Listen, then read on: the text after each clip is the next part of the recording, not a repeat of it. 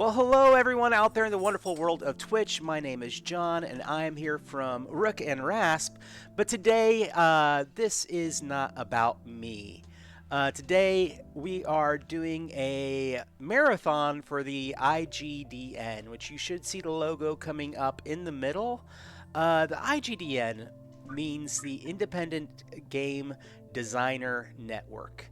And really quick before I get going on that too much, good morning everyone. If everybody can hear me out there in chat land, let me know. I just want to make sure before I give the whole intro spiel that you can actually hear us. It's that the morning Twitch seance, you know.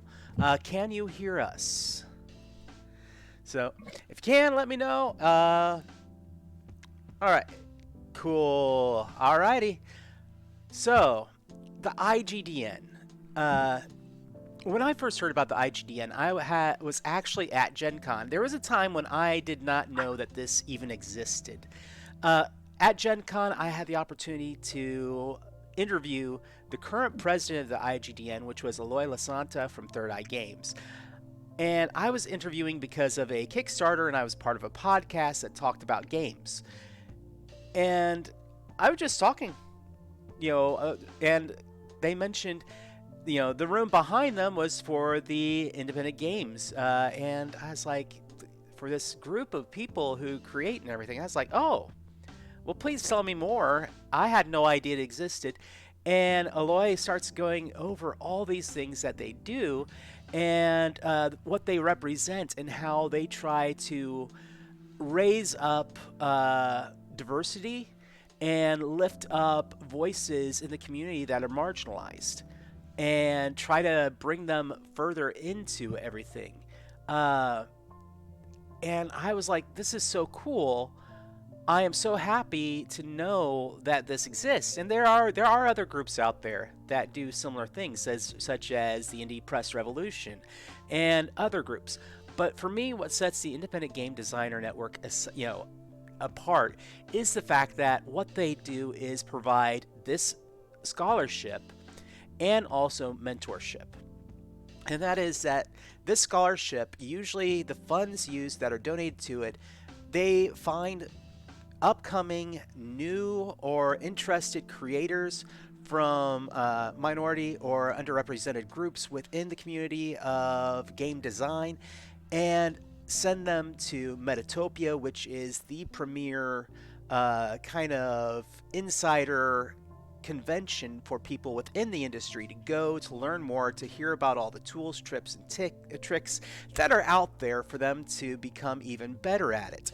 It also gets them mentorship, which somebody within the IGDN that has published before talks with them and walks them through the process. People like the current president who asked us to do this marathon today, which is Craig Campbell from Nerdburger Games, creator of Capers. Someone like them. At one time, obviously Eloy from Third Eye Games, and even John Wick, who created Seven Seas, is a member of this.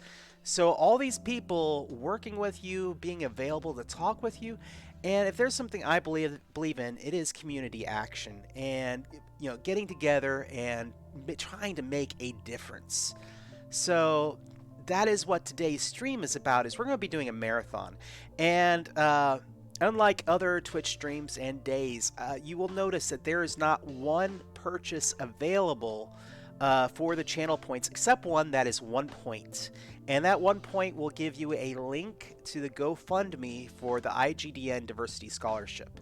So if you want to support the stream and you want to support a group of people who are interested in doing amazing things in this industry, then please click that link, and you can see in our center scrolling section that there's a list of things that you can do with your purchases. Be sure to let us know what your purchase is, what your name is. If you donated under a different name during the stream, let us know. Let us know what you want to buy and put that in the chat, and we will honor that and work it into the game somehow.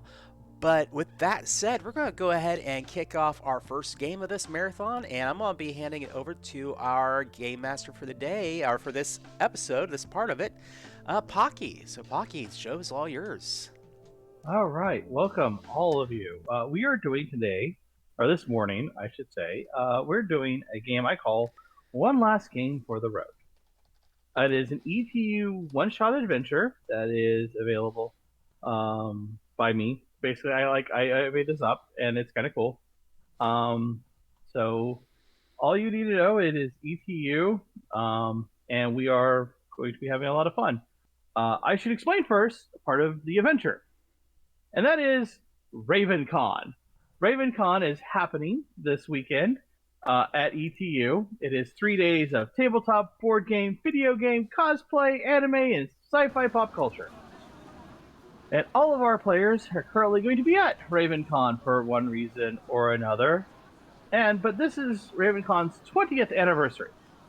And RavenCon, being 20 years old, is doing a big all-out gala, but not just because it's 20 years old. But you see, unfortunately, ETU has lost one of her own. An English lit professor named Eduardo McAflynn has recently passed away. And as per request of his estate, many of his geek items and role-playing items is being auctioned off at the yearly auction at ETU's RavenCon. And of course, as we all know, auctions at a charity event at a gaming convention will always produce a huge amount of hype. And we will be having the convention have that bit of auction going on. But for right now, let's introduce our players. And I have a question when I point you guys out. What are you doing at the con? What are you guys having some fun with right now? And I will start off with Aquilia. Right.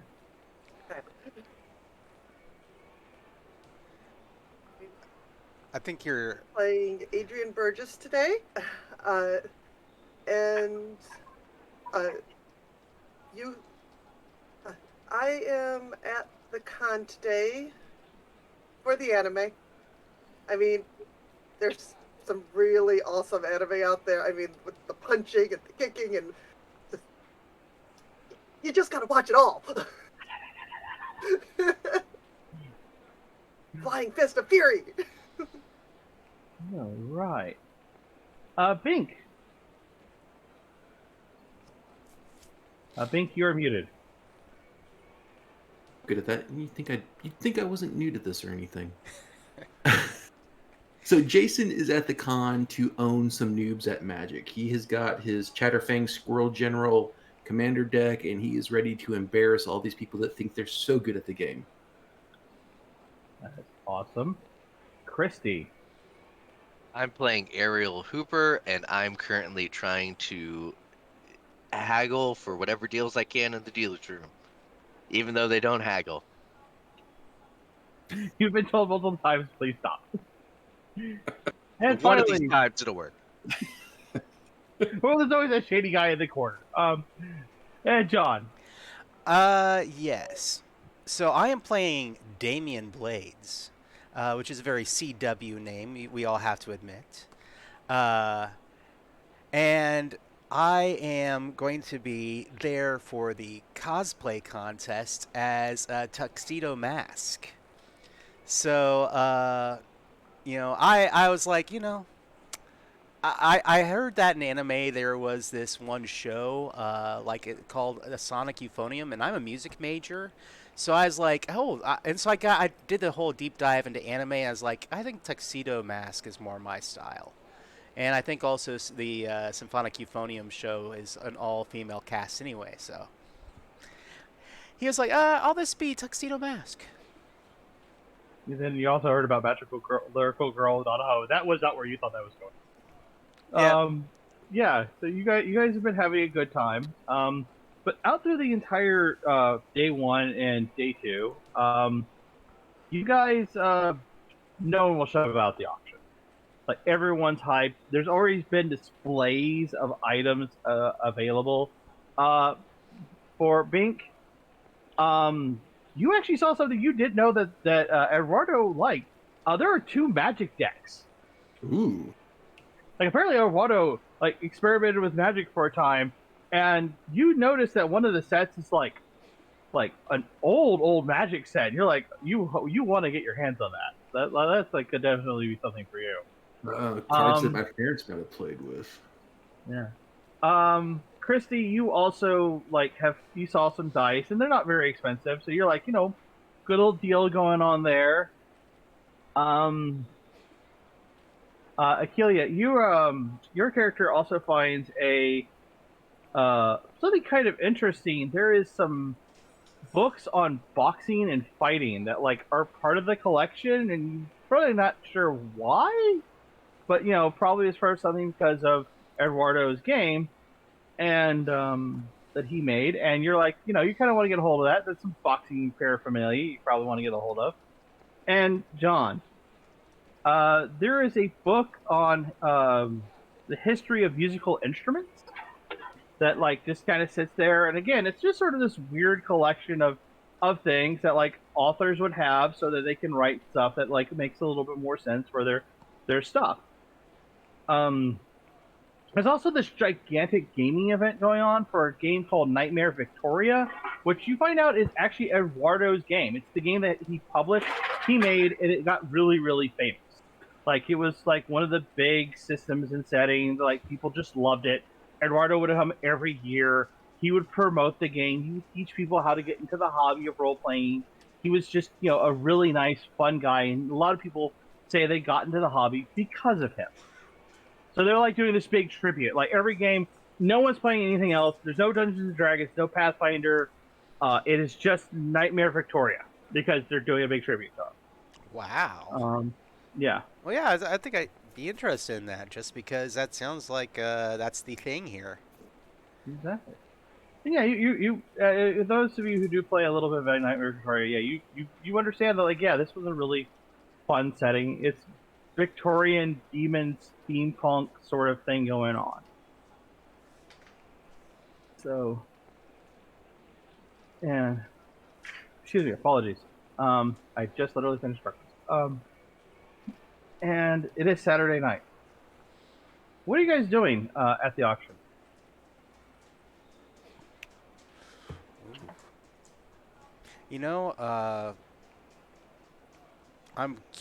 I think just because of the rumors and everything else, and I think you know what? Actually, I won't be that guy.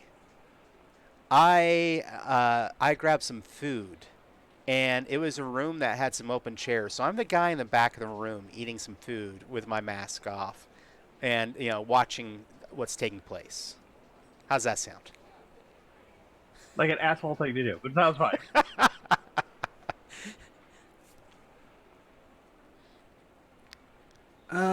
I am probably sitting somewhere where I can see those magic jacks because I want to see who else is eyeballing them because I want them and I don't want anybody else to really notice what's there.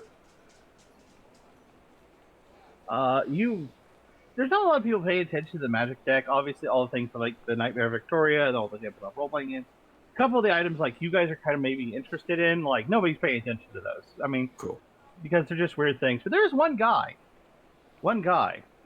that is actually looking at the magic deck with you, and it is kind of your rival of magic in this town. Like he is your I'd say friendly nemesis. Like you guys don't hate each other, but if whoever wins that match will always gloat over the other person. That is, you've got all the cards. Why do you even want these? They're just garbage. Well, obviously. I mean, look at those. Those are really old cards. Old doesn't mean they're good. Look, it doesn't matter in Magic with older cards if they're good or not. It's if you can sell them and trade for them. I mean, you don't know. There could be like, one of those like $100,000 cards you always hear about, like you never get your hands on. And you're gonna sell that? No, I'm gonna keep it as a trophy and lord it all over human beings ever. You mean if you get it? Yeah, I'm gonna get it. You know that. Nah, this is mine. Okay. You get a little better back and forth, but he just kind of fist bumps you and leaves. Like I said, you're not angry at each other. You're just that friendly, competitive guys. Christy, what are you doing? I'm eyeing the Magic the Gathering decks too, but I'm thinking about whether or not they have $1,000 proxies in them. There you go. I had to get that joke in. No, I'm eyeing the dice. They're sparkly and pretty and quite large. So, there's a couple other people, kind of like you. I would say they're not rich-looking students, but you can definitely tell that this is what they're hoping to be able to afford to buy. Some of the dice look fairly new, but like some of the dice look fairly older. And a young lady comes up to you. She goes, are you? Which dice set are you thinking of?" Yes. Yeah, same with me, right? I mean, they're just nice dice, but I think I want to try to go for those really old sets. They just don't make dice like they used to. You mean the balls, because they've been rolled so much that the corners are gone and the But edges, and they could yeah, barely stand up. but they can roll criticals better. They don't stay on the critical. They continue rolling. It's a thing. I want them. Don't you? I want whatever I can get. That's understandable. Well, good luck. And uh, oh shoot. Sorry, hold on. Multiple things around. Uh, all right, everyone's moving around on me. Akelia, what is your character doing? Trying to keep an eye on the boxing related game, but trying to figure out if I can even have a chance, because I probably only have about $5 to my name. So scouting to see what the reserve might be and seeing if anyone else might be looking at it. As you're kind of staring at it, you're like, "Wow, I hope maybe they start the auction off at $1." You got that thought process in your head. You all of a sudden feel a very familiar jab near your rib cage. I'm assuming it's somebody I know. It's your coach actually. Who's there? Oh, hey, Coach. He goes, You "What here? are you doing here?" Well, it's boxing related. He goes, "Yeah, I know. I bought those books for Eduardo like 30 years ago. He's supposed to give them to me, but he forgot. Jerk. Love that, man. So you're gonna try to go for the books too, huh?" Try is the key word, Well, I let you know I'm gonna try to go for them too. But if I get them, I'll let you look through them. Maybe we You can know. play. He goes, I would rather see you in the gym. Well, Just like God. And he goes for like a little fake jab, and I never do so. reflexes. He goes, "Excuse me, I'm gonna go sit with the other teachers. Some of you people need a bathe. Sounds like a gym in here sometimes."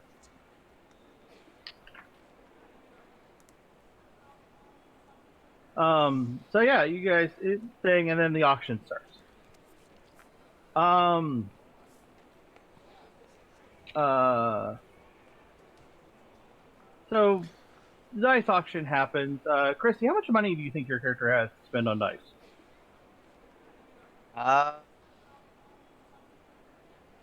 Probably didn't get to buy anything. I'm probably going to say that I'm going to irresponsibly lean into my financial aid. I got 100.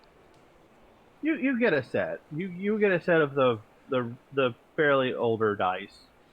Like you said, they won't roll very well, but it's you've got some like 40-year-old like really good metal dice. It costs you like $95 at the end of the day, but you're you got $5 for ramen later, right? Yeah. Exactly. Yeah. I'm gonna go up. Akelia. You had $5. The books were auctioned off in 2 different stacks. One stack was a fairly small stack, and you ended up with that one. You actually ended up spending $7 because a friend of yours who was next to you gave you $2. But you are also no flat broke. Your professor did end up with all the really good books, so your coach has ended up with all the really good. He let me have those, didn't he? Yeah, pretty much. John, the book. How much carrot money do you have for your character? I am going to say that it's their first con, so they weren't really realizing how much money would probably be wise to bring. So we'll say that they brought about 50. Yeah, Unfortunately for you, you did lose straight out. These were actually really good books, and much like the coach being there, your professor is also there. You didn't see her, but she was. She basically just showed up for the auction, and yeah, she bought the books. She kind of looks at you because you guys were bidding at first, and then you dropped out. She looked at you, and she just kind of does this, like you see books, okay, like she's like, you're gonna be able to look at them later. You'll be fine, yeah. And Blake, how much money did you bring? Came prepared. I sold off some extra cards before the con because I wanted the money to leverage in case I found someone dealing with cards that I wanted. So I've got about 500. You get one of the 2 decks. The decks are obviously sold off in auction. Yeah, you were sweating when someone said 495, and you went 499, and you got it. But yeah, you have $1 to your name. Worth it. The auction is still going, and the items. The reason, by the way, I went in the order I did is I went from the least expensive to the most expensive. Obviously, the Magic decks being one of the more expensive compared to books about music or whatnot. So, obviously, the Magic decks went very expensive very quickly. And finally, as the auction's still going, you guys are kind of invested. You're here.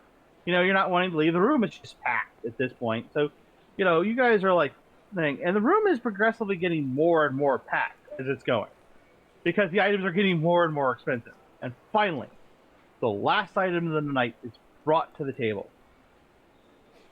2 ETU security guards are bringing out a display.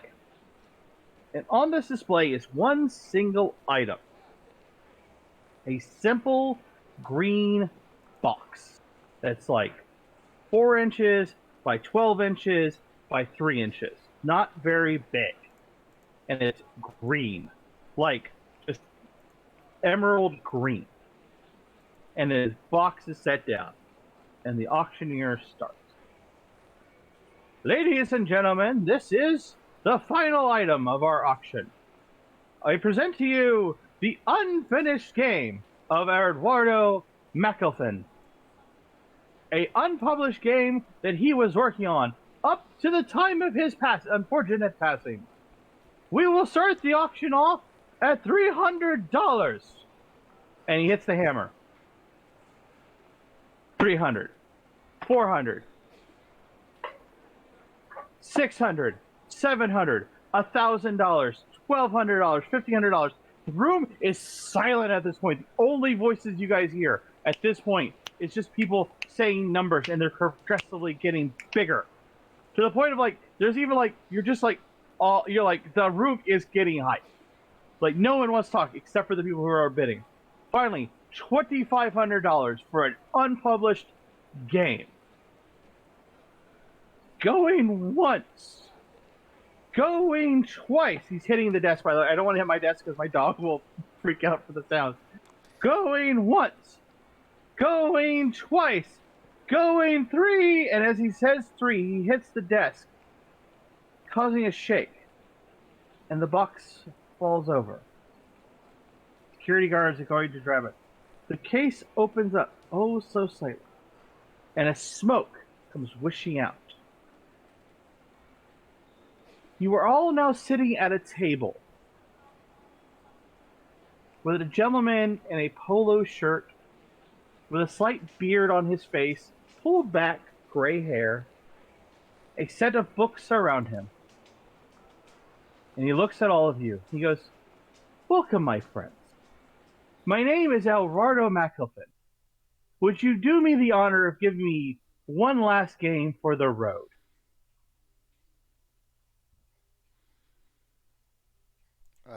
What do you guys say? I mean, I look around really quick first because I mean we're at a table, but what is it just darkness beyond us? Yes, it is just an empty room. It's an empty, by the way, it's an empty looking almost classroom. Like a place that he would have like gamed, like in the beginning. Okay, it's not the end of the world. It's a classroom. Yes, I would love to play that game. Jason's busy taking his pulse, making sure that he's still alive because this doesn't make sense. Eduardo looks at. Go ahead. How did what? No. We were in the auditorium. How did we get here? It's just you are. Ooh. We are. You are, but you are still alive. If you're curious, I keep seeing you doing the pulse thing. You're alive. Okay. I should have asked. I'm still in, but what kind of game? Nightmare Victoria. Oh, okay. Obviously, I mean it's what I run. Do you have our purchases with us? You do. They're right next to you, but they're like underneath the chair, like you would do if you want to keep something safe at a game. I'm not known to be really with it. I pulled one out. Can you sign? He goes, "But I didn't write that." I don't care. He goes later. Chrissy? Well, the polo shirt and sudden appearance makes me worry that he's a youth pastor, but the beard and the pulled back white hair make me think I'm okay, so I say yes. Okay, yes, excellent. I thank all of you for giving me this chance. Now let us begin. You have gone through the manhole cover of, and as he says this, all of a sudden, you guys are now in London, the sewers of London, as in Victorian times. Your outfits and clothes have all changed. Remember when I asked you guys to pull out a notepad because I needed you guys to write some stuff down? Well, here it comes. Let's see. Bink, I'm trying to remember. Hold on. Your computer science, correct? Correct. You have a set of crossbows on you because you have actually some good shooting on you. They are 2d6 plus 1 damage. +1. Cool. Mm-hmm. Christy, you are a philosophy major with a bit of athletics to you. You actually have upon you a bag that has an unspecified number amount of potions. Hint: it's always going to have potions in it unless the GM dictates otherwise. They do 1d6 plus 2 damage. And you're going to roll athletics every time you attack with those. John. Mm-hmm. I think if I gave you correctly, I gave you a good amount of fighting or shooting. I have a very small amount of fighting. I'm okay with shooting. Okay. You have a large crossbow that does 1d8 plus 2 damage.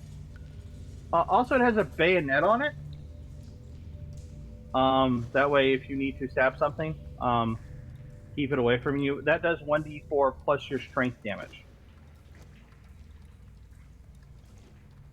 And then, Kelia, your character has a set of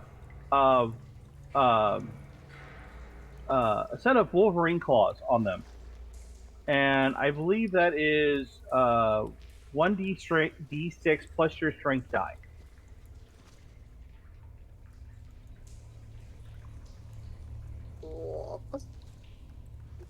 So he goes, "Welcome to Nightmare Victoria. You are all now in the sewers of London.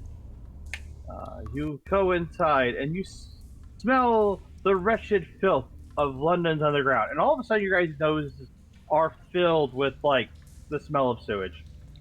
It's not the, Ah, it's not the real like not as potent as it would be in real life, but your characters are like, oh god, it's like going into a gym room after a match.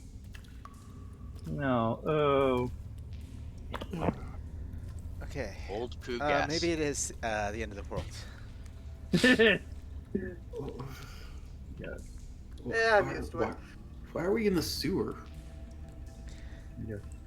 He goes, you have found out that there is an ancient Egyptian temple inside somewhere of the sewers of London. There is an evil cult of the Serpent King. Your job is going to be find the cult of the Serpent King, destroy it before they resurrect their dark master. Wow. Dude, Okay. did you write this? I thought it was pretty I'm saying cool. this all in character. Yeah. He goes, I watched The Mummy in 1999, okay? They weren't in any sewers in the Mummy. I think that was a complete left out. Okay, well, I get it. You know, it's in the genre. Whew. Because before Uh, you... Oh, go ahead. I look at my hands. Do my hands look like they're mine though? Yeah, everything, it's still you. It's like, it's just more of, like, your clothes have changed. You're now Victorian era, you know, as Victorian as described by somebody who's doing steampunk slash, you know, not Ooh, so, you know, yeah. Victorian, you know. I Yeah, have a belt buckle shaped like a gear made of brass. exactly. Yeah. Uh, Akelia has like a trench coat on, like no sleeves though. Got to show off the gun. So yeah, you guys are still you. It's just for now you are now in not your normal clothes. And so he goes, before you sends the outstretch of the sewer. And as he says that, the sewer actually starts forming in front of you. Like it literally is building itself. And he goes, where are you? What are you guys going to do?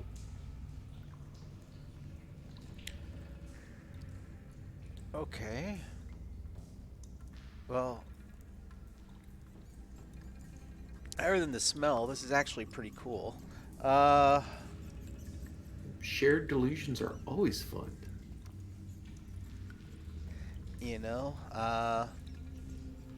Getting anywhere standing around. I guess forward is the best way out. I'd like Yeah. to spend a minute to make the smell different. The GM says no. Oh, come on. but after a while, the smell does go away. Either you have smell blind, or just Eduardo forgets to keep up the smell. So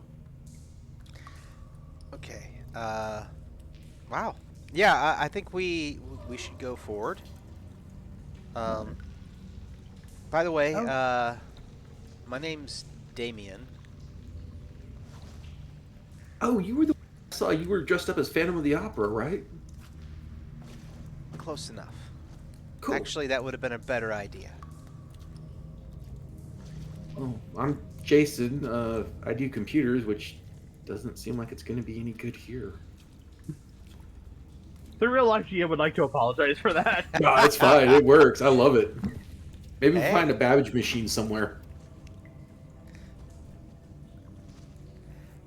What? I'm Adrian. I'm good at punching. Probably useful. So I'll hide behind you. I'm used to it. My name is Ariel, and I'm here too. And you say that the bag of your stuff just jiggles. Um. So. Oh yeah. So maybe I should have let you guys introduce each other. My apologies. I'm a little excited right now. And he he goes. You see that the floors are a bit wet and slippery due to the moist, to the dampness and refuge that has been spewed upon the sewers for many generations. I need you guys to make me an agility check. No Okay. negatives, by the way. That's not. This is not gonna. No So negatives. it's been a hot minute. Remind me. I know I roll a D6, So you roll your agility die right? plus your wild die, which is a d6, Right. Thank and you. you take the highest. That was what I was forgetting. Wild die. You get the highest on the dice, you roll it again. So if you get the highest number of whatever die that is, 6 on a 6, 4 on a 4, 8 on 8, you roll again, you add. You rolled a 2. I rolled a On 2. On the highest? Damn. I rolled 2 2s. Damn. T or 2. Okay, so I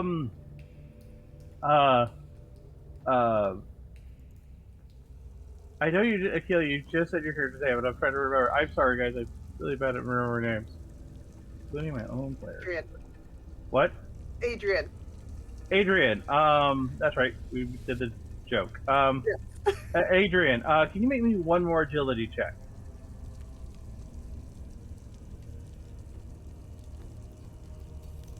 5. Okay, excellent. So, everyone succeeded except obviously Jason. Jason. Jason, as you were about to go into the murky waters of a Victorian area sewage, Damien stopped you at the last moment and just kind of slammed you, like pulled on you, and saying, "You're going to be fine. Your shoulder just got a little jerked a little bit, but you're not in the water." That was what the second roll was for, by the way, was see if you can grab your friend before he fell in. Because thankfully you got a raise, and that was what the raise was good for. Thank you. Oh, by the Tina. way, so quick explanation for those who also don't know. Most tests in Savage Worlds, it requires the number 4. So the highest number on a D4, and whatnot. For every 4 digits you go above the target number, so 8 on a difficulty of 4, an 8, 12, or 16, we call a raise. And generally, I give something special for that. In damage, you get an extra d6 in damage. For a check, I might give a bonus. As an example, when Adrian succeeded at their roll, they were able to stop their friend from falling in, and that's what happened. If Adrian had not succeeded on the additional roll, Jason would have be kind of moist right now. And Character But just fitting not too. just wet, by the way. Very character fitting. Yeah, Thank you. I don't want to get hepatitis. or other. I don't even want to think of other. Is anyone else getting like piss forest vibes from the description of all this, or The what? I'm sorry. not familiar with that? No. The piss No. forest, P orc. Oh no. I don't know that one actually. So you guys travel for a good couple more minutes, walking down hills, or walking down the corridors, up, down, and finally you get to a fork in the road. A left and a right, and you hear, "You see a fork in the road. One side is a dark void, only leading to more hallways. Another side, you potentially hear the sounds of people." Ooh. Well, part of me says we go towards the people. What do you think? Well, I mean, maybe go down where there's not voices, and maybe there's a way out that way. I think we need to listen to the voices to see if they're saying weird culty things, or to see if maybe they're just having a nice drinking contest down here in the stinky place. Hey, Well, that's it. A tea party. all I know is I'm probably not going to die here. So, I'm cool with going and checking it out. All right. I mean, if everybody else is gonna go, I'll go. I don't want to be left here by myself.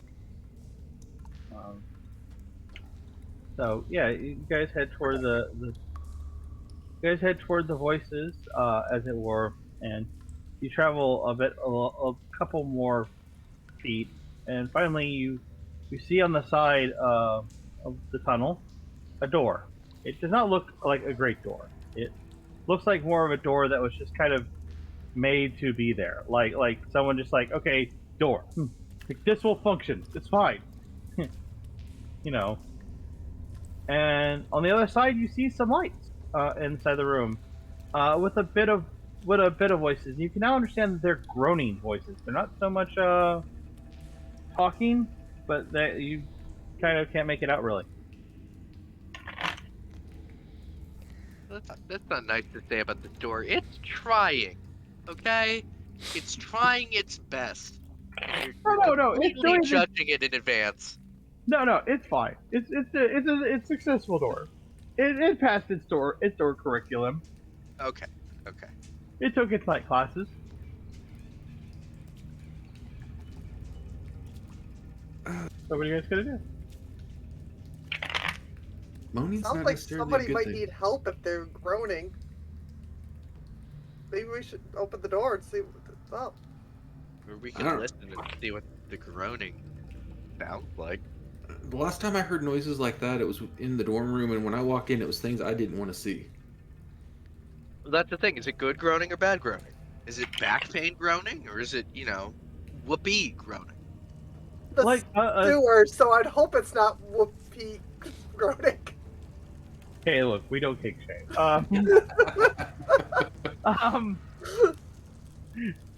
Um, it sounds like for you guys, you've sort of probably heard this groaning before, in the sense of your roommate after a bender in the morning with questioning their current life choices from last night.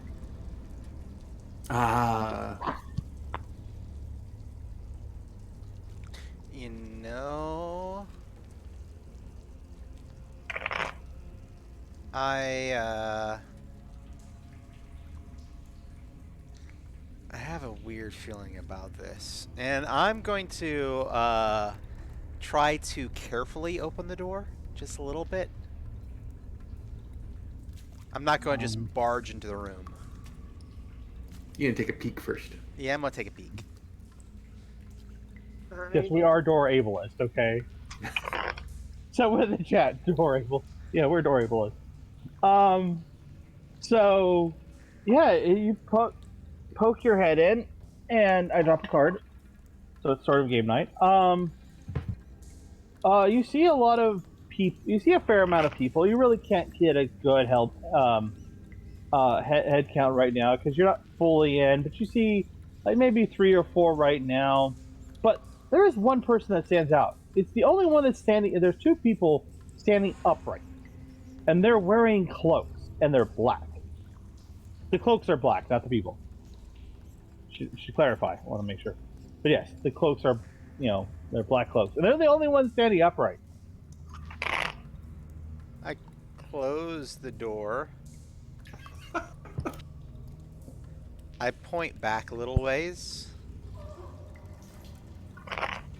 And I motion everybody to back up a moment so we can talk. What'd you see? It's like 2 guys in like full body cloaks, and I think there's some other people in there with them.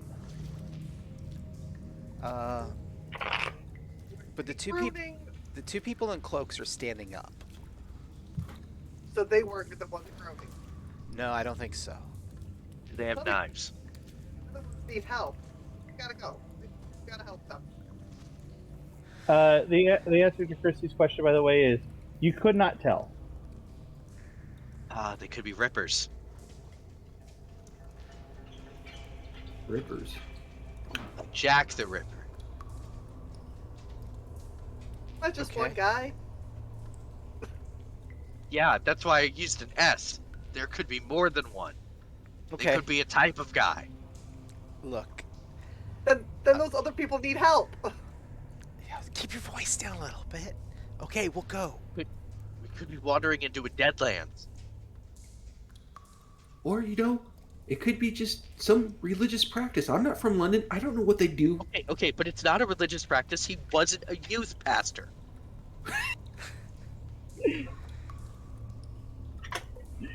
I mean, that's we don't know.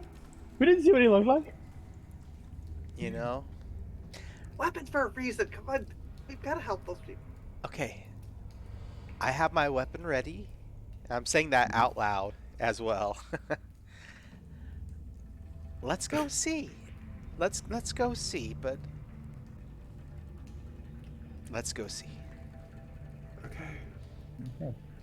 So, in what turn or what order are you guys entering the room? We're going first. Wise choice. Wise choice. Okay. So, real fast reminder for some of you. Mostly my ranged combat people, particularly the more squishy ones of you, have be a zebra.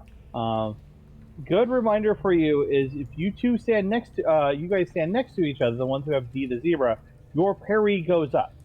Reminder for those who have not played Savage Worlds, parry is your ability to dodge an attack, or basically not be hit. Your toughness is when that parry gets exceeded, how much pain are you going to do I have to do before you start feeling it? So that's why, as example, Adrian has a lot of pain tolerance because Adrian has been punched multiple times. The philosophy major has not been punched multiple times and thus does not have the best pain tolerance. So the people with Be a Zebra, I give you a hint, stay next to each other. You are your friends. So Ball brush them. There'll be So- a wall of crossbows. yep, we're all crossbows and one person with a pair of Wolverine claws. So with that, you guys enter the room. It's surprisingly well lit for a room that only has like a couple of lanterns in it. And Eduardo speaks again. He goes, "As you guys enter the room, you see a large collection of the vagrants of London who have gone missing over the last couple of weeks. They look distraught. Eyes look almost vacant and empty, as if their souls themselves were drained from their bodies. And then Not you good. see, yeah, and you see one of the members wearing one of the members of the Serpent King in their dark cloaks turn to you and say, 'You are going to die here, interferers of the Serpent King. Eat them till there's nothing but bones.'"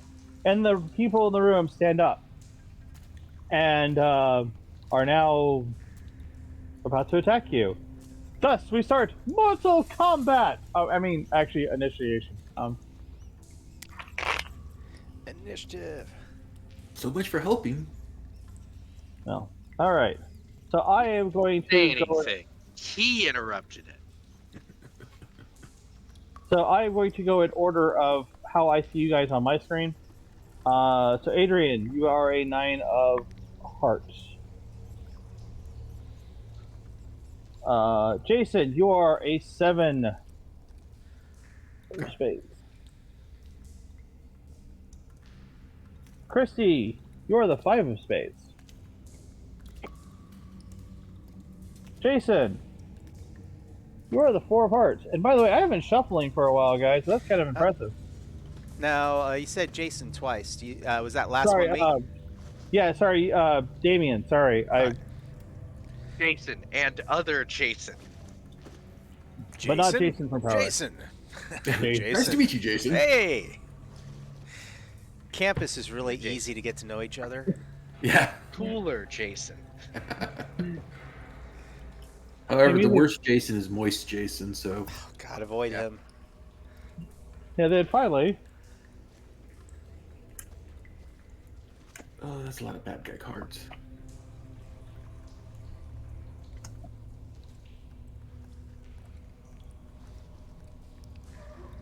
All right, fine. That's gonna happen. One of the peons got the Joker. Oh, man. Okay, so let's go with rules explanation 101 real fast. The Joker. So for those who don't know, initiative uses a deck of cards. Savage Worlds uses a deck of cards to do initiative, which gets dealt out every round. By the way, every round of combat, you guys get a new set of cards. The Joker is special. They get to go first no matter what, and they get a +2 to their attacks, which is great because it's mooks and they have like no ability to really fight. So I have to like deal with quantity versus quality. My players are quality versus quantity.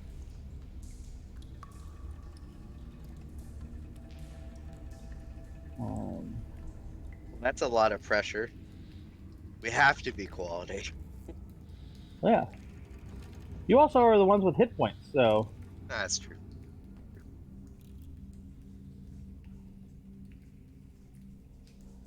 All right. All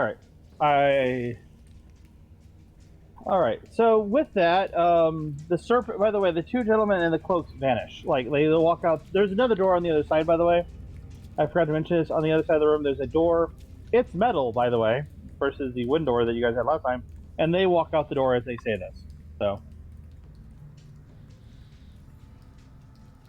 And then my first dude goes, and he has a D6. He's going to run up to Adrian, and he failed at hitting you. He rolled a 2.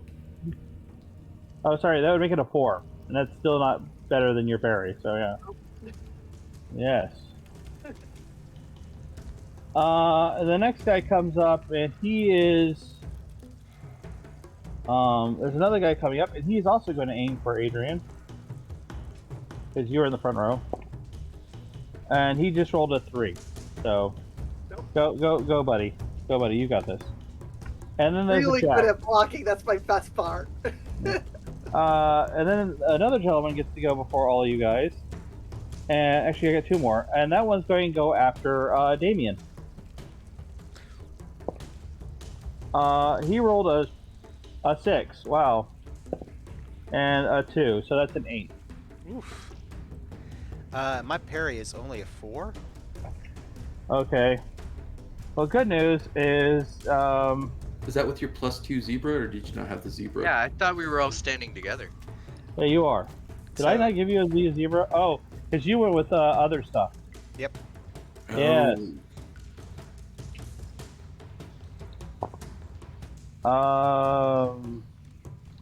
Wow, can my dice just work better for me here? 4 damage. 4 damage. What is your parry? Toughness. My toughness is 5. So no, I don't do any damage to you. You're not shaken. Yay. Yeah, you're. Large stir. Yeah, you're fine. Yeah, congratulations, really bad dice. You're useful for keeping my players alive. And then finally, one more is going to go after, let's say, Christy.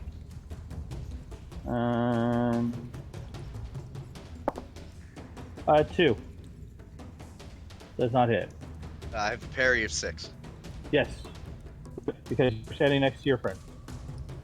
And so, yep, you are. Yeah, that was it. And now, Adrian.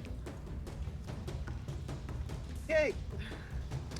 So, obviously, I got 2 guys on me. They're going to get punched. Yes. Remember, I can do a double action if I take a -2. Yes. So we'll go with the first one and see what you do.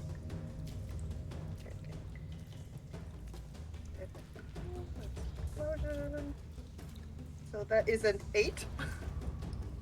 That succeeds. There, you get a raise. And the other guy. Oh, sorry, I forgot to subtract 2, so it's a 6. Oh yeah. The other one is a 4. All right. That only does. You know that equals. You're good. Okay, so that's my. So I hit on both of them. Yes. So the. But one of them you get to do 1d6 worth of more damage. The first one you did was d6. You did a 8, right?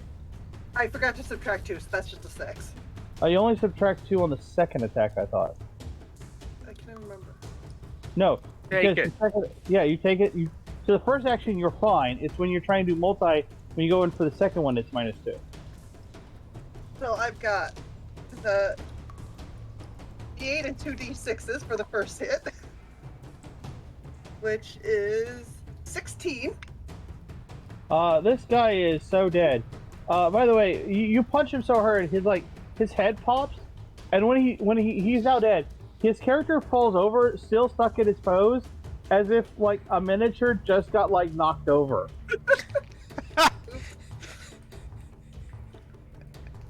And my other damage is, oh god, 12.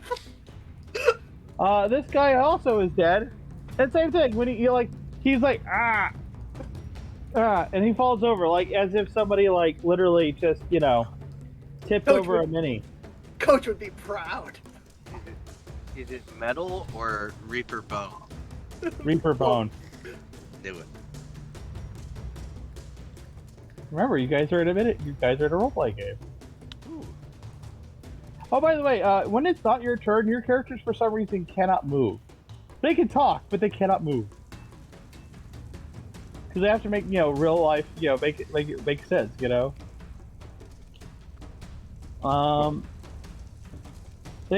Thank you, Rosework. And hold on,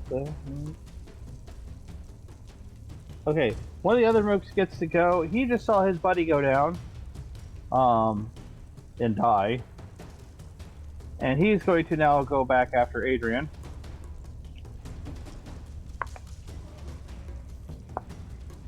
Eight. That will actually get through my parry. All right.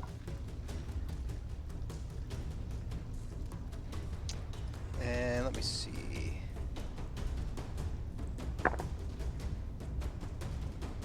Wow, 2 points of damage. My toughness is 7, so Yeah, no. yeah. Like I said, you are spongy. I just kind of look at him, and go, really? He's like, ooh, try your hardest. He's trying. My grandma can punch harder than that. Now it is Jason's turn. Oh, I can move again. No, you can talk. You guys can talk. You just can't move. No, that's what I'm saying. It's my turn. I'm like, oh look, I can move again. Yeah. I'm gonna just shoot at one in the throng. How about the one right in front of Adrian. Adrian? No, not Adrian. Your Oh, buddy. Damien. Damien. Yeah. Oh, that's a 6. That goes boom. So 8 total. That hits with a raise. Okay. Because So- it's not your toughness; it's your ability to shoot. Right. So you succeeded. So it is this case for you. It is 3d6 plus 1 because you got a raise. That is 15 points of damage. So the one that hit Damien goes flying back, like he stops, flies back like 5 feet, and then falls over. That's awesome. And now I can't move again.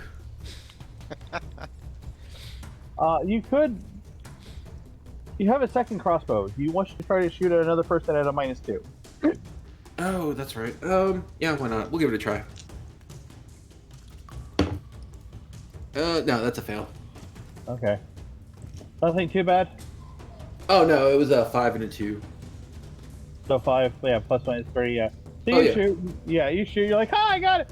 Ah, well, ego shot. Alright. 7, 6. One of the mooks goes, and he's not happy with you, by the way. Because how dare you shoot at them? They're just trying to beat you up and eat you. I mean, I get you're hungry. You got the munchies. I get it. 5. My parry is 6. Right. Nope, he misses. Only 100 before they were turned into whatever these are. Yeah. That's fair. Christy, it's your turn. Okay. I gonna grab a potion. I'm gonna get ready to throw.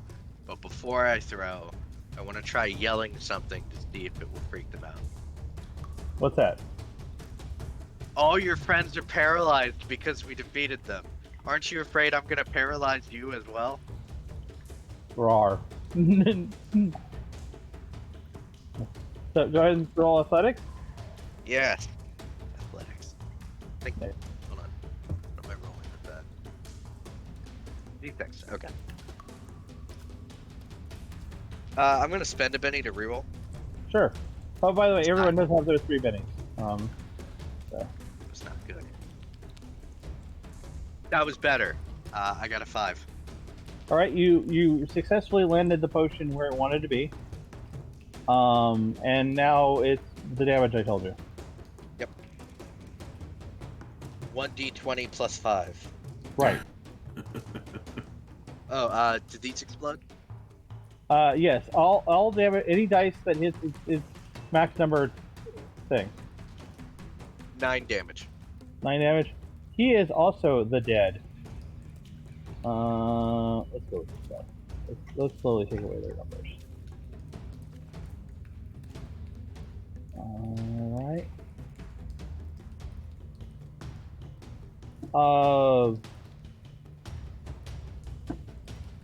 Next is Damien. All right. Are either of the cloaked individuals still standing? No, they have left the room.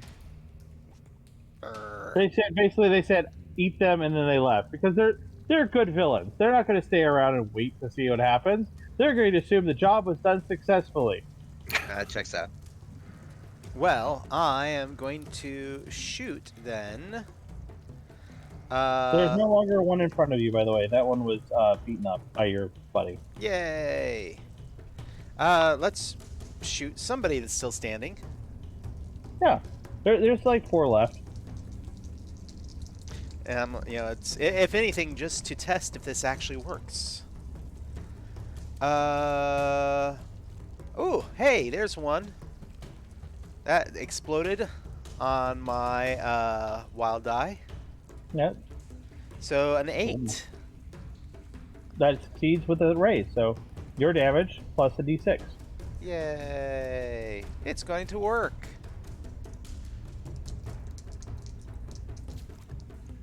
So that's going to be 9, 10, 11 points of damage.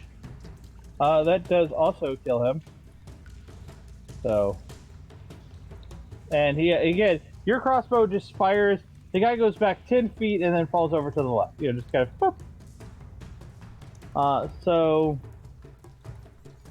one more bad guy comes up and he's going after. He's going after you as well. Because he's like, "Oh, you killed a friend of mine."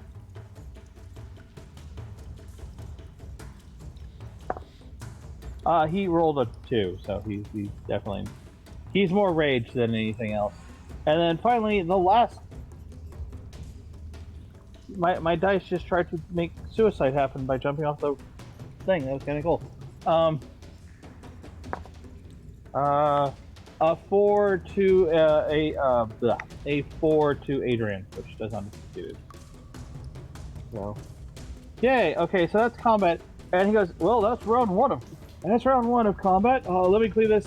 All of a sudden, the guys you've defeated are like all off the board. Like just all vanished. Well, this has officially become a weird war. Are you looking at the Wikipedia entries of all the Savage World settings? I just have to ask.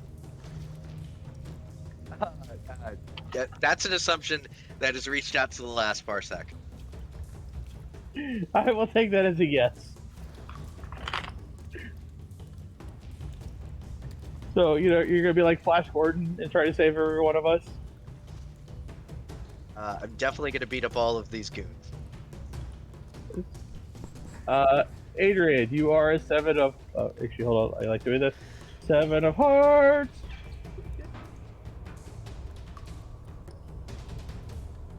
Oh, shoot. I should do this, but I will do it later. I'm supposed to reshuffle all the cards because of...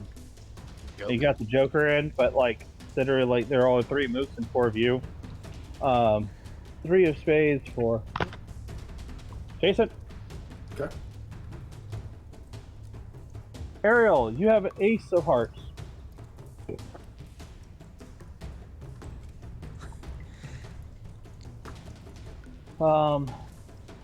And Damien, you've got the king of diamonds. Goon 1, Goon 2, and Goon 3. Okay, Christy, you get to go first. Yay! I am. So, which one is closest to the door? There's one close to the door. There is actually one of the monsters is close to the door. Cool. I will say it's the 10 of hearts because that's a card number. They're all just the same Okay. move. I'm They gonna all surprisingly all look the same. softball lob. Because I figure I'm better at softball lobbing than normal lobbing. That specific goon. All right. I'm gonna spend a penny for a reroll. Straight 2s. Not good. That's better. I'll take it. 5. All right. Roll your damage. Cool. This is not their toughness. It's just your ability to aim. 4. All right. That is enough. That is the damage, and they are shaken. So. Chase, Damien, it is your turn. All right. I'm figuring with the crossbow, I would normally have to reload it. So, is there somebody I can run and use the bayonet on? Yeah. Actually, the guy that just got hit with a potion that is, I guess I'm going to say it's acidic right now. It's not flaming. All right. I will run at them then. Let me. It's odd. I guess I don't use that die. Ah, there it is. Had to find my D4. So I will, yeah, I guess I will try to run at them to hit them with the bayonet. Would that be a fighting? Yes, that would be fighting. All Because right. it's you making physical contact with something else. So the difference between fighting and shooting, real fast, as Damien is rolling his dice. Fighting is you making physical contact with something else with your physical being. Shooting is you going, I'm lazy and I'm just going to pull a trigger, or I'm going to do damage by being here and you're over there. All right. So I rolled a 4. I have a D4 for my fighting, and I rolled a 4. So explodes. Then I rolled another 4, so explodes, and I got a 2, so that's a 10 total on my fighting. Right, so and really quick, just want to say thank you so much to Rue, who has bought a Benny for one of the players. I give that to Christy because she has gone Yay. 50. And thank you to Stevie, who has done the $15 donation, which gets a trusty pet for the team at some point. And, you get to... Stevie has said that we can give it a name. Okay. Well, I will determine who the pet goes to. I already have in mind who it is, and I think the other team will agree, most likely. I'm hoping. But for right now, we should finish up the combat. Speaking of which, one of the goons gets to go because it's like literally one of the last goons left. Like there's only 2. Oh, so Damien successfully caused a rift in this one Mook's body. Yes. Okay. Oh, who's also now fallen over. And yes, unfortunately the Mook did roll a 1, so he has failed at trying to eat a Damien because he was right next to Damien. Which fails, and now it is Adrian's turn. You got one dude left? You have 2 dudes left, and one of them just tried to eat your friend. Oh, definitely going for that one then. And that All is of a a sudden- 5. That does hit. There's no raises. which you really don't need. You're like, I'm. Yeah, so that's another 11. Yeah, 11 feed hits. him that knuckle sandwich. They were hurting you. I mean, I maybe just about you, but they were hurting you. So, No, that was a well. good thing. Yep. And so with that, there is. So you're done because you kind of did. And then one more mook left, and he's coming after you now, Adrian, because again, a 4, which does nothing. And then finally, computer science, Jason. It is your turn. Well, considering I fired my both crossbows last turn, I would need to reload to fire now. Correct? No, because this is a quick, fast-paced game.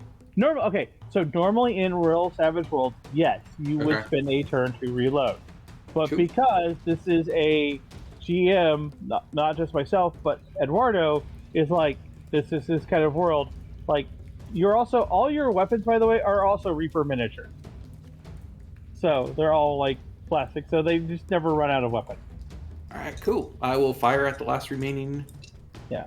bad guy. And that's a 6 again. That's so 11, so that's... Yeah, he is dead. Yeah. Oh, that was 11 to hit? No, yeah, that was 11 to hit. Okay, that's a hit with a raise. So that's going to be 3d6 plus 1. 8, 9, 10, 11, 12. All right, yeah, he is dead. So the room is now empty. It's all been emptied. Except there is one thing you guys see in the corner that you didn't notice at first. Maybe it's just because of the excitement and whatnot. There is a set of boards leaning against the wall that you hear a peculiar sound from. I'm going to point my crossbow towards the boards, so covering whoever wants to check it, because I'm not checking it. That's scary noises. I got it. Well, I can tell you with my training that scary noises are scary. All right, Behind the board, right? and so you remove the board, and there is a cage, metal cage, and it's inside of it is a wolfhound puppy. Pet time, right? Yeah. Does it look? I hate to put it this way, but does it look friendly? It looks sad. It actually looks a little hungry. He goes, you hear Eduardo. As you guys remove the crate, you see a lone wolfhound whose probably master has just been defeated. Well, Who has food among you? looking in my pockets. No. Thankfully, Jason, you actually said this, and I'm going to stick that you actually somehow brought it with you. Hey, remember that stupid hamburger that you bought? Like you got like 2 of them because you didn't think like one was going to fill you, and you like just kept the other one to the side because basically it cost you an extra $1 for an extra hamburger. Well, you have that hamburger on you. Yeah. Sorry, not Jason. I'm sorry. Damien. I'm sorry. I keep seeing because I keep seeing your real names on one part of the screen, but I have to remember to use the other one. So yeah, Damien has the meat. Let's face it, with a name like Damien Blade, you probably were Jason, weren't you? Maybe. I unwrapped the hamburger and handed it to the pup. Yeah. He eats it and he perks up and he sits down and he wags his tail. He is now. I am not going to. So the door is just one of those little pull up and slide. I pull it open and He now is set by your side. He is now yours. What are you going to name him? The request from chat is Gary. All right, Gary the Wolfhound. That's a good fantasy name. Okay, his fighting is going to equal your fighting. Ooh. Wonderful. He's got a D6 plus D4 bite attack. D6, D4. Let me write that Mhm. down. And on a raise, he will make an enemy go prone.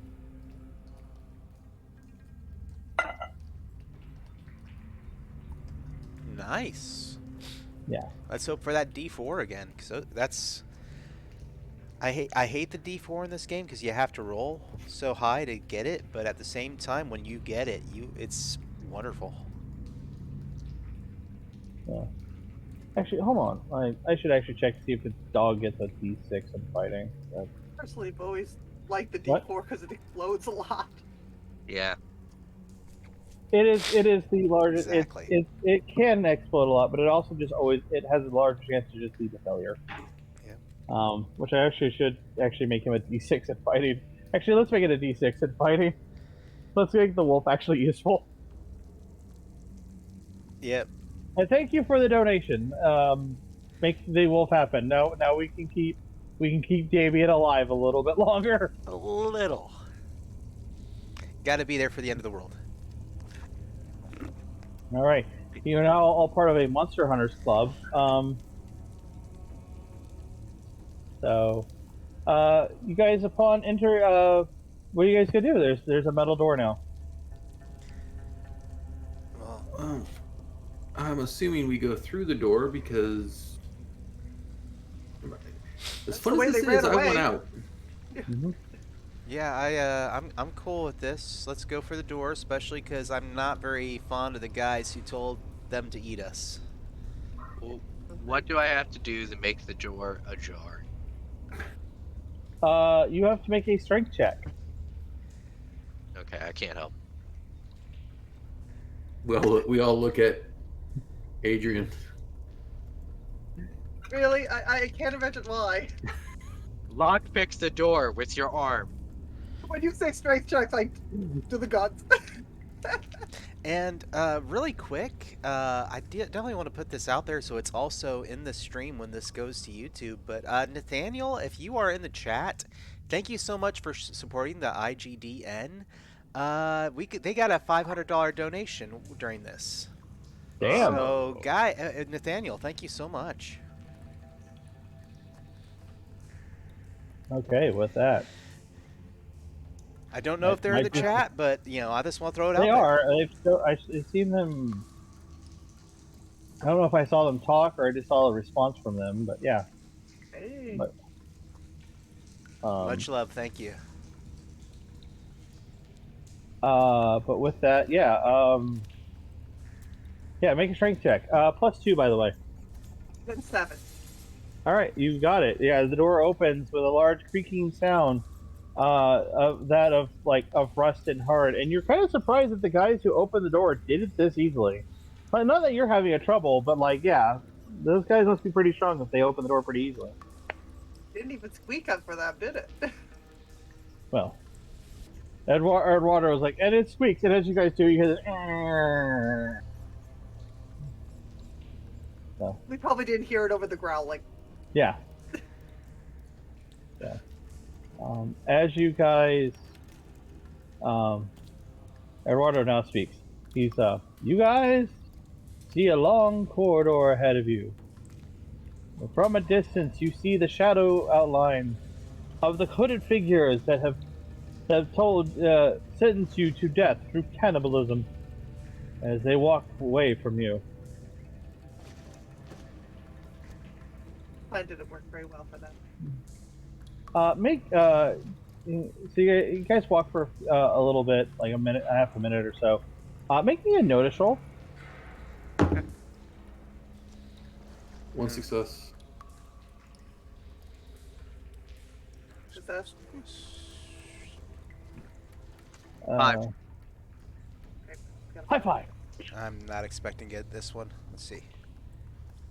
Okay, one success. All right. The dog notices this also. As you guys walk for a little while, you hear the sound of what sounds like a fair amount of metal moving behind you, and then you hear the sound of water rushing toward you. And for one brief second, before you guys realize it, a huge tidal wave of the London River is now rushing toward you. And you start running. Yeah. Okay, make me an agility check.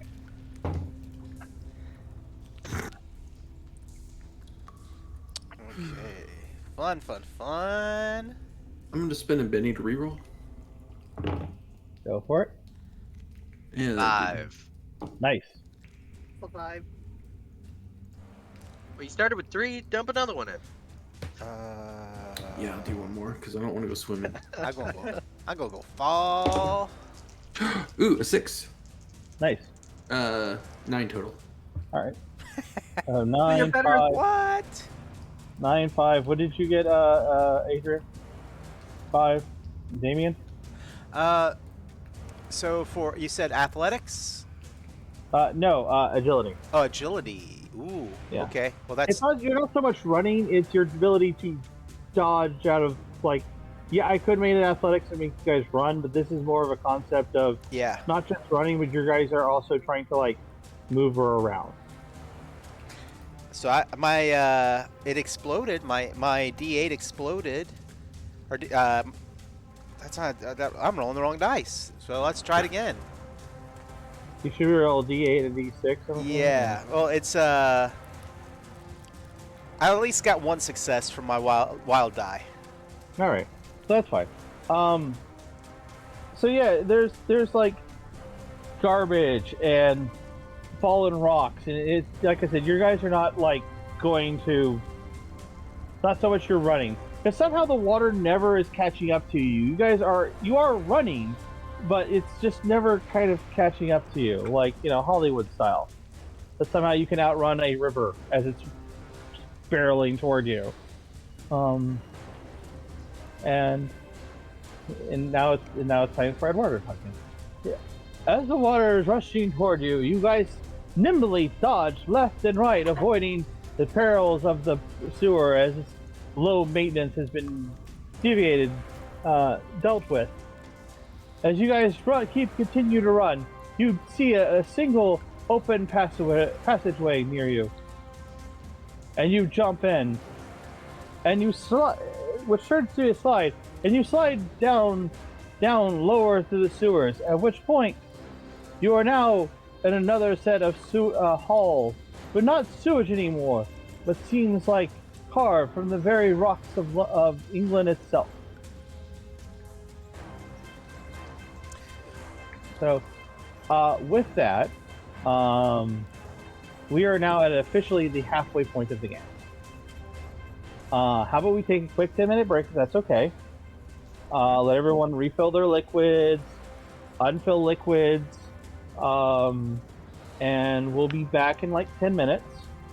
But quick question for all of you, are you enjoying this? Loving it. Yeah. This is awesome. Okay. Amazing. All right. See y'all in 10. All right.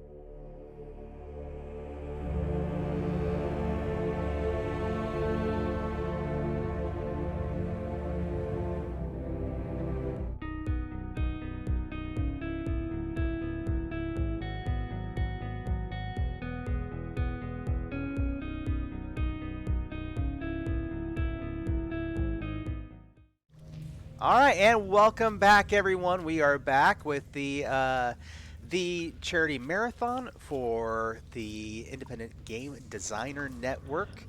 And really quick, I will go ahead and drop the link into chat.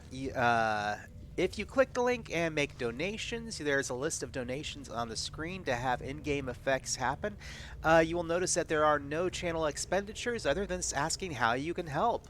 So please feel free to donate to this wonderful opportunity to support diversity and, the game sphere as, in general. Because after all, we need to all be doing our part, and I believe in collective action. And with that said, I'm going to be handing it back over to our GM. So, So Pocky. as you guys all remember, you're in the middle of a graveyard. Oh wait, sorry, that's later. You're like, wait, what? Hey, it would make sense. We're in an underground lair and in a graveyard? Hell yeah. But no, you guys are actually now no longer in, for some reason, in the sewers of London, but rather beneath the sewers of London that seems to have a large, almost Egyptian theme to it, of rock that has been carved, and you are now below, again, more below London somehow. Would you say that we slipped the stream of water? Yes. Okay. Yes. Worst water slide ever. So. And before you stands a hallway again of rock and of limestone. Pillars stand high and torches. And Neoner leaves me, by the way. So you guys continue to walk forward. What is your characters thinking of all this right now? Like you literally started off at a convention, and this has all been happening to you. How are your characters reacting right now? Like you're just taking this in a little bit more. I'll let y'all answer first. I still think I died.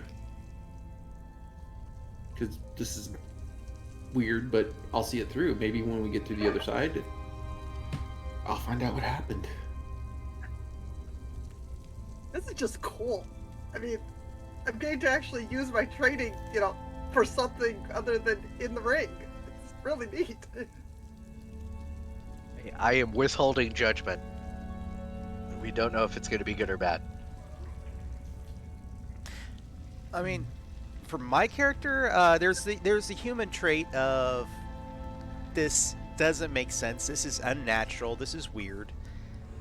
But behind the scenes, because we don't have time to really develop much. My character has been raised with this belief that they are going to be the hero at the end of the world. That they're going to play some major part in the the end of the world to save everybody, save humanity. So at the same time, they're like, okay, this maybe this is it. Maybe this is what I'm supposed to be doing. But at the same time, probably freaked the hell out even then. Yes, you guys don't know if you're going home or not. You're just doing this game. Why I'm withholding judgment. Dealt with a lot thrown at me. It's just one more thing. You guys, after you guys have been walking for a good 5 minutes, you guys could process all that. You finally see a door before you, and Eduardo is talking again. As you guys have walked down the narrow limestone-laced corridor, you see before you a black iron door. Solid. On the side of the door is an inscription. Come lighter as a feather, and be judged by your actions.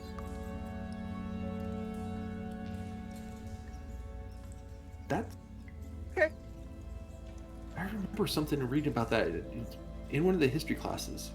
Maybe it was mythic religious studies, but that's the door to the dead. So, Chrissy, make me a philosophy check. Okay. Because you actually would have a little bit more. Or you could, okay, I'll give you a choice. Occult or philosophy? Because you actually do have a cult. Okay, so A D6 or a D6. Right. I'm just letting you do it. I- I just say how you roll your dice. I What would actually I like do? to make a notice roll. No, wait, not a notice roll. I'd get an addition to that. An athletics check to figure out what I know about this store. They're all the same. Yeah. All right. I'm gonna spend a penny to reroll. No, you're not. No on this one. Oh, No. okay. Yeah. Uh, This is whether you know it or not. I whiff it. I get a 3. By how? What was the number? 3? Yeah. Okay. So I'm gonna say there is something about the dead. You're not completely sure. Like, you're not 100%, but there is something.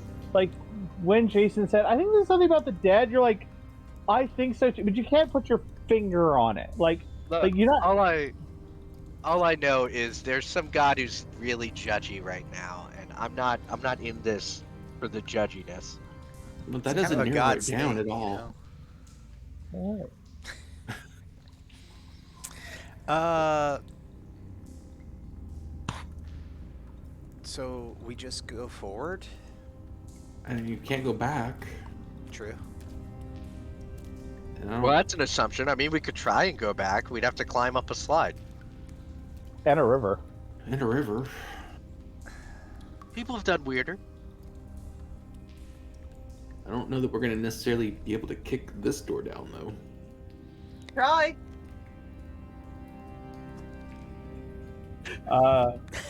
Okay, Adrian, roll to see if you can open the door. Yes, kick it open with your hands. Punch it! My hands. Gordon You saw the Freeman anime method one of time about lockpicking. this guy who just kept punching a door so hard it finally bent in? Was it a bizarre adventure or something? You don't know. Got a 6. You got a 6, you got a success. The door is pretty heavy, and yeah, for you it's a little bit of a push, but you do get it open. And as you guys enter the room, you notice that the room is fairly large. And on the other end of the room is another door. But the room itself has got a very narrow path before it, only large enough for 2 of you to walk side by side if you chose. Beside that path is a very, very, very deep pit that you cannot see the bottom of. So it might potentially just be bottomless. But in the middle of this room is 2 scales.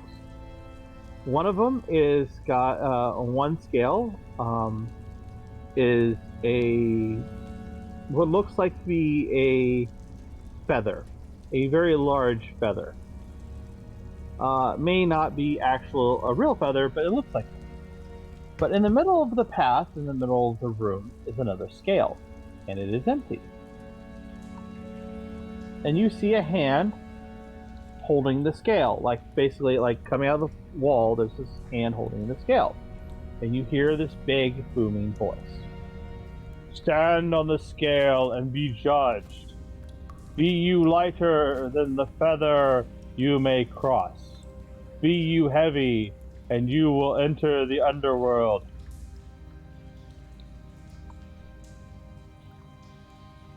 Who goes first? I illegally downloaded Metallica. I need to wait. No, that's fine. You're good. It's just Metallica. They deserve it. I have to be lighter than a feather? And you have to sting like a bee. Actually, potentially, you could make it work.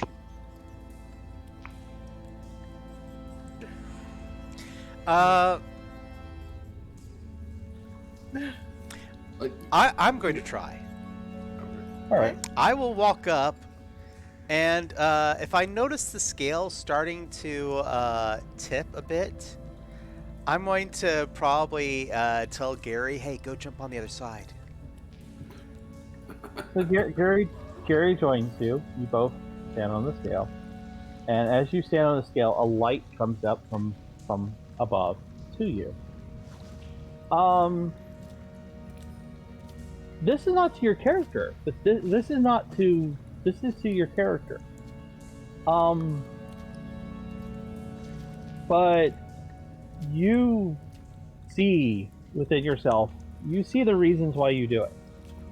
You see why you chose music and performance. You see that your parents drilled into you that you have this divine destiny. They show you this tapestry that's like been on your family wall for like generations, and that you are supposed to lead, and that you know that you're not a great fighter, but you want to bring the world happiness, and you want to save the world via your music. And you know that there's a potential of you dying, but you see that like if you could give people a song of hope and dreams, that you could like make a difference in this world, that you could do it.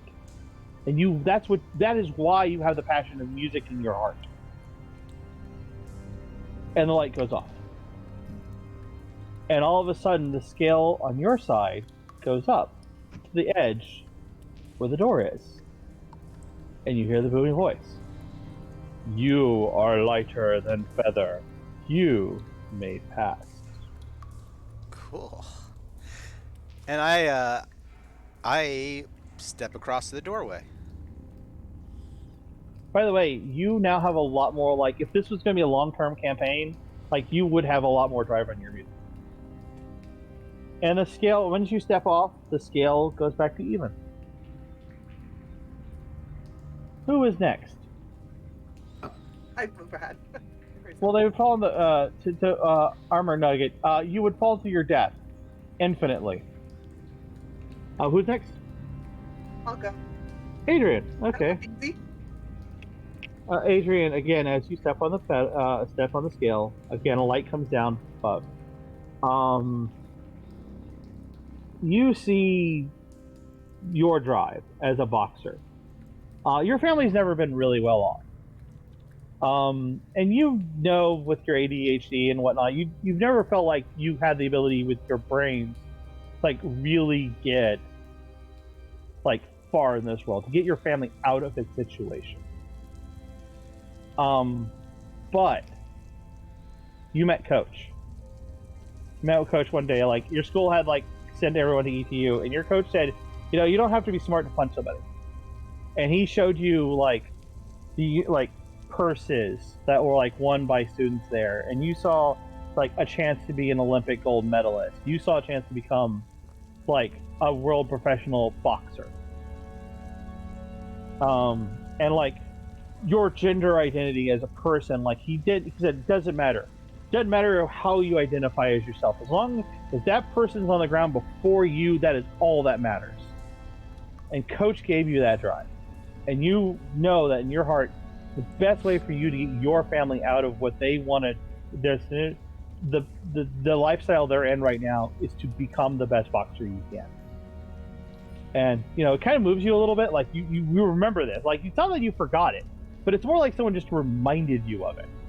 And again, the scale, the weather is now heavier than you. And it leads up, and you are now looking at Damien eye to eye, and you can step off. And then the scale goes down, back to level. Who is next? Sure, I'll go. Why not? All right. So Jason, you get on the scale, and same thing, light goes down. And Jason, you see your parents almost toxically be overconfident, like overprotected. Like they've gotten better as you've gotten older, but that's because you have learned to put a couple of boundaries around you. They have learned to respect those, mostly by force, in some cases by you, but you have learned to teach them some boundaries. But you're in computer science. You feel that you're in computer science because you've never had a lot of friends in real life. But online, you were very popular. Not in that bad way, but you were very popular online. Like, you were helping people online work on computers, and you want to become a game developer because you want to bring someone happiness. You want to have those people to have expression, and you want people to have friends, and you want friends yourself from your ability to do computer stuff. Like all the computer science stuff, all the computer programming, you want more friends in your life. and people who won't judge you by your life, like by your family or anything. You have those people in your life, and from that, you've got that like overwhelming. This is why you do it scenario. You feel it, and the scale. Again, you are now lighter than the feather. You are now equal to Jason and to Damien and Adrian. And the scale goes down one more time. I'm getting on it, but I don't like the idea of people judging me. So here I am. I'm standing on the scale. Actually, it is you judging yourself. But yeah, one last time the light comes down, and Ariel, you're mild mannered. You've always been a very kind of quiet character, very to yourself, except in one instance. One place in the world you are not mild mannered when it comes to philosophy debates. You got into philosophy because you were loved to debate. Philosophy debates are fun for you. But in philosophy debates, you are a monster. You are confident, you are powerful, and you have the ability to express yourself like nowhere else in the world. Anywhere else, you are mild mannered, except for philosophy debates. You feel an overwhelming confidence of standing on the podium and arguing the points of is there a God or not, what the meaning of man, everything else in your life. You express those perfectly. You are like you are close to becoming, even though it is your freshman year, close to becoming like the captain of the philosophy debates. And like just on your first year alone, you're getting there. And you see why you are part of why you love philosophy and how you need to start putting that into your real world. And again, one last time, you are now lighter than the feather. You are now there with your new friends.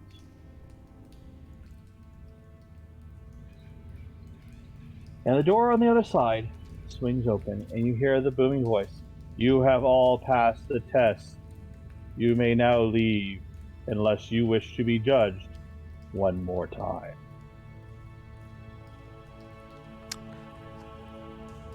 Let's see any reason why Let's would go. he be judged again? So Well, you have to get on the scale to do for that.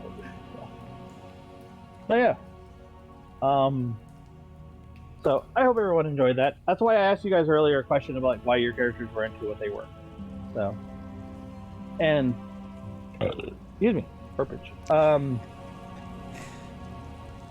So you guys are going down the corridor once more. What are you guys' characters feeling after that? Like, and I asked earlier, but that was pre-stumpage. How are you guys feeling? How's your character feeling? I mean, feel like you're ready to take on the world? emotional. Yeah. Still emotional? There's a lot of that was a memory lane. Pretty proud of myself. I didn't know I had it in me. For me, for Jason, it shows that maybe he's not. Doesn't have to put up the facade. Doesn't have to protect himself from everything that his parents told him to protect himself from. Clearly live in a surveillance state, and I'm uncomfortable with the amount of information that this thing had on me. Like, damn. The NSA is not wanting to scales. That's not appropriate. I don't appreciate all the times in private. I thought I was in private, but apparently I was observed. God observes you at all times.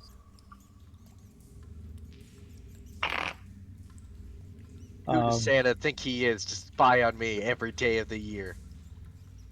So, as you guys continue to walk down, ignore the shuffling. It's just shuffling because I have D2. You guys continue to walk down a little bit more.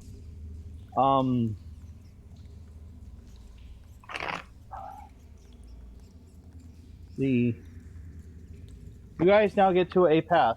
You get to a three-way split in the hall. There's 3 points. There is one that shows a foot, a heel with like a sandal, like a foot and a sandal, just a foot wearing a shoe. One that shows a set of arms that are beefy, and one that shows a scroll. and there is another sign before the door, before this hallway, and it says, "Pick the path you feel. Pick the path that is your strength, and you can proceed to the next point."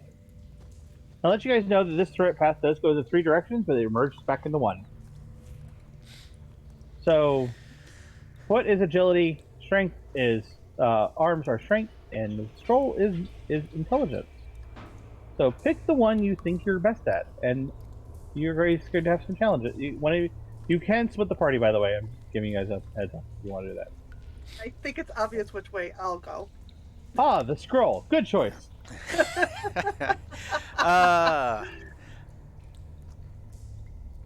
I'm gonna have to go with scroll. This is why I worried about the P4 situation, because clearly we're dealing with fate now. I'm going to be going with the agility. Okay. All right. So the hallway is, by the way, only big enough for one of you. One a single row per single row. So it's not very wide. So let's see. Strength, scroll, strength, intelligence. Which one are you going to go with, Christy? Scroll, and agility. All right. I'm going to start with agility. Okay. As you get down the hallway, all of a sudden it gets a little wider out of nowhere. Like you just it kind of spreads out a little bit. You see different colored tiles. On the side, you do see another sign, and the sign says, "Step in the color, step in the colors of the rainbow." And you notice that the tiles are in fact multicolored. And you notice that they're not quite evenly placed, which means your character is going to have to make some agility checks to see if they can step on the tiles in the correct order. So, Roy G. Bibb. So, will you go ahead and make me 5 consecutive rolls of agility? But in the Latin alphabet, indigo starts with I. Wait, I thought it also started with I in English alphabet. Oh wait, no, that's Jehovah. All right. Agility. Correct. Agility with wild eye. See. First one, we have a 5. Mm-hmm. Second roll. High roll is a 7. Okay. Third roll. High roll exploded on a 6. So 9. All right. So yeah, you're good. Yeah, you're like, okay, roll ROYGBIV, and you got there. You even landed to the point landing. Unfortunately, nobody's around, so you're just like. I will then go with strength. You see that your path is blocked by doors. Again, but these aren't doors that go in and out. These doors go up and down. And there are handles on the bottom. So you're going to need to make 4 strength checks. Basically, your character's going to flip up, walk through, flip up, walk through, flip up. AKA American Ninja style. First one is 9. Okay. Second one's 4. Okay. The last one, by the way, you're going to get a +2 on, because you got a raise on the first one. The third one is 6. All right. I don't need that +2 because I got 13 before the +2. So yeah, you're just like full. And now you get there and you see Oh yeah, you see Damien go, and you're like, yeah. Yeah. There's a moment of posing, I have to. Yeah. All right, Jason. You get down the hallway, and all of a sudden you see something that's fairly out of place. you see a tablet, like not a computer tablet, but just like a stone tablet. Mhm. And for that stone tablet is a scenario. It is a computer science scenario. One of those like, here's all the issues. You need to make me 3 computer science checks to see if you can solve the problem. Basically, it's a programming problem, by the way. So it's like you're gonna have to figure out what code went bad. I get to debug. A computer tablet, a stone tablet. Okay, that's 1 success. It's a 4. Mm-hmm. It's another success out of 5. If you get a 6, this would be hilarious. I'm rolling at a D8. I got a 6, but it doesn't explode. All right, that's fine. So Yeah, that's you the- figure out where it's gone wrong, and you like wipe your finger, and it just sort of like fixes itself. Like you find the problem, Right. and all of a sudden the tablet kind of goes the tablet kind of goes in and goes into the wall, allows you to pass. Hey guys, I made it. Christy, Hey. you follow shortly after, but you also have a tablet. And yours is a philosophy question. Like, it's one of those nice little philosophy questions of like, what does it mean to be a man? Like in this case, a human. What does it mean to be human?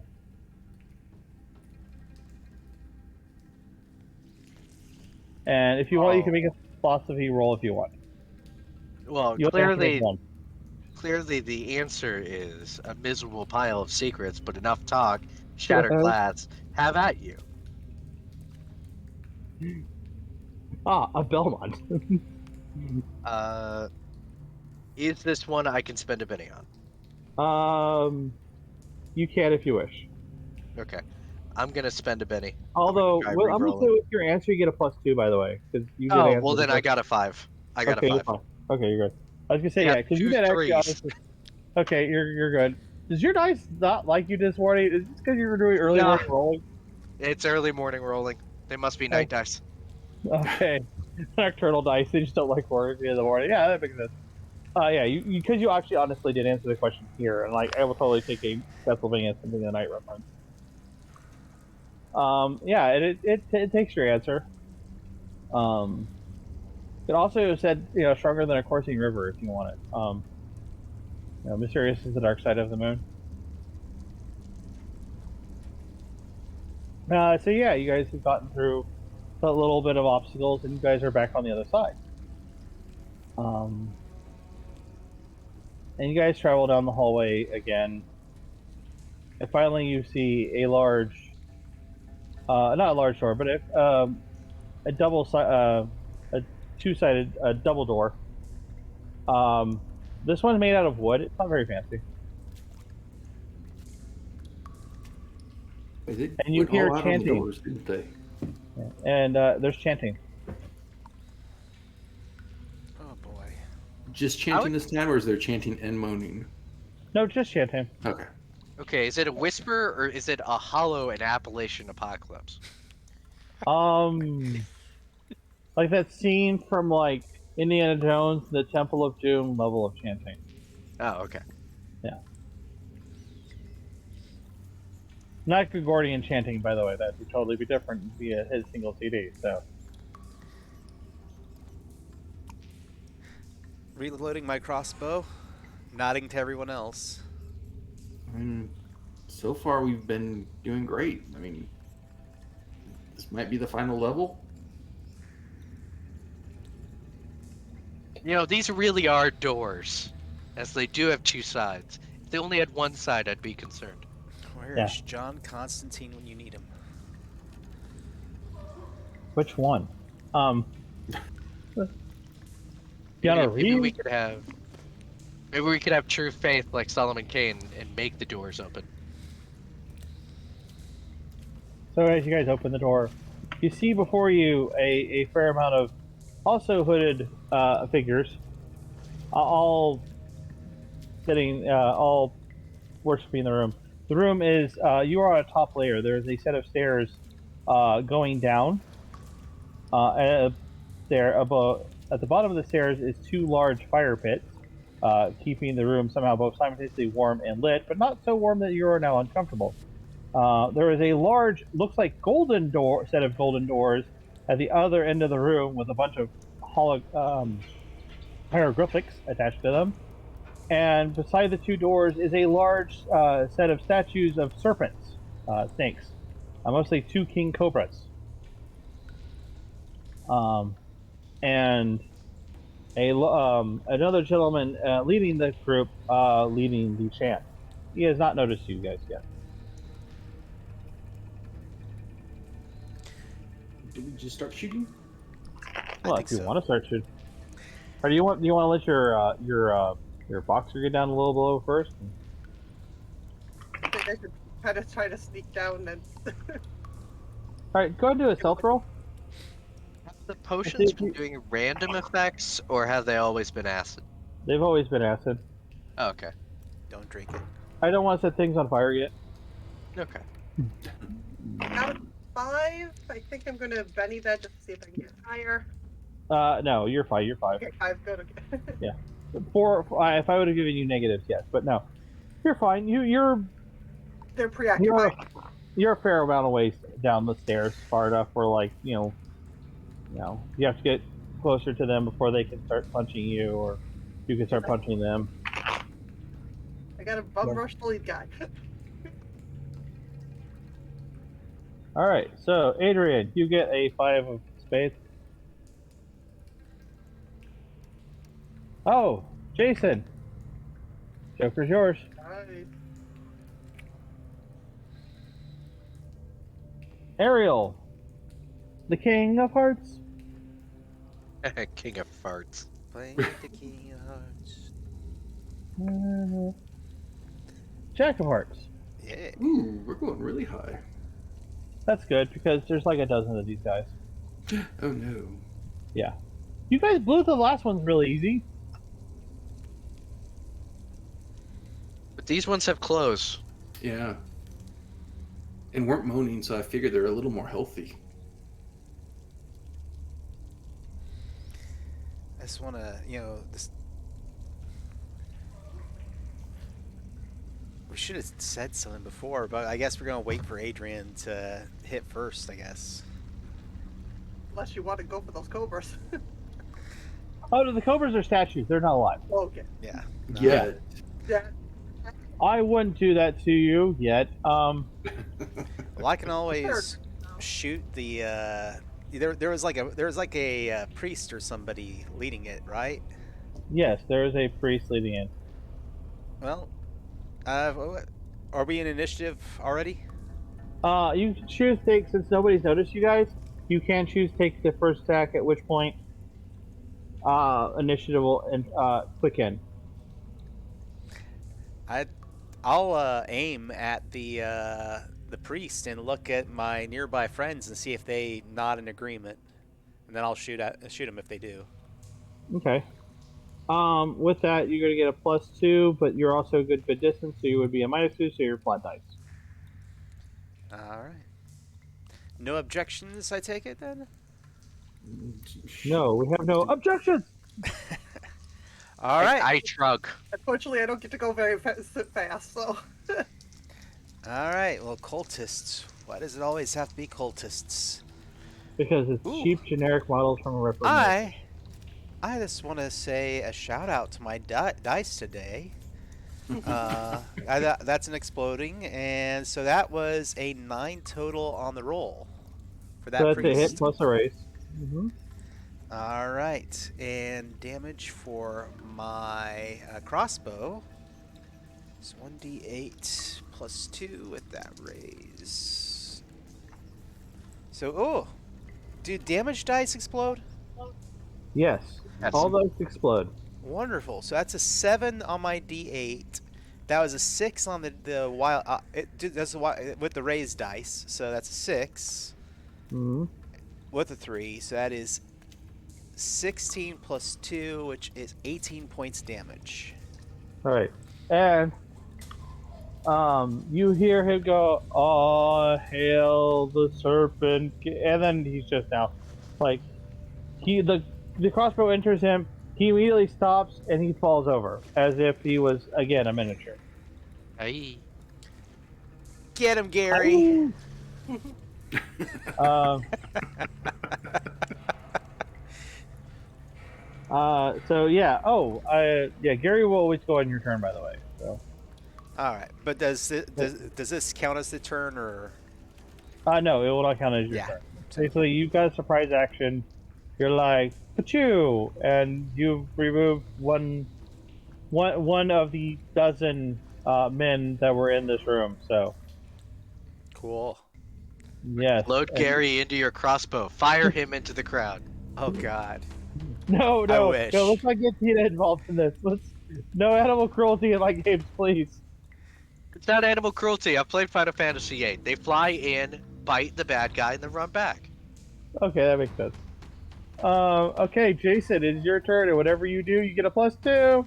Cool. I'm gonna since nobody's currently engaged, I'm just gonna shoot in the crowd and see if I can take someone out. All right. So that's 1 success. So with the +2, that's 6. So just a flat success. All right. Oh, also because of your distance, you are at -2. I forgot to mention that. So Okay. you're still fine. Yeah, You're still just be 1 success then. Yeah. 7 damage. Yeah, 7 damage. All right. That does shake them. Cool. All right. You want to try again at a -2, which actually will be a -2 for you. I'll give it a try. I mean, Fine. unless I roll a 6 on one of these, it's not happening. And it's not happening. Okay. Yeah, you might need to scoot a little bit closer. Because you are Yeah. high elevated and it's a fairly large room. Can I go ahead and take movement and just move down? Oh, a hold little? on. Did you add +2 to the damage on the damage from your Joker? No, I didn't add the +2 to the Okay, he's damage. dead. Yeah, that Ooh. guy's dead. Yeah. So, yeah. Alright, dies. Huh? Look. Little arc of blood. I'm fine. All right. Christy, it is your turn. How round are the bottles?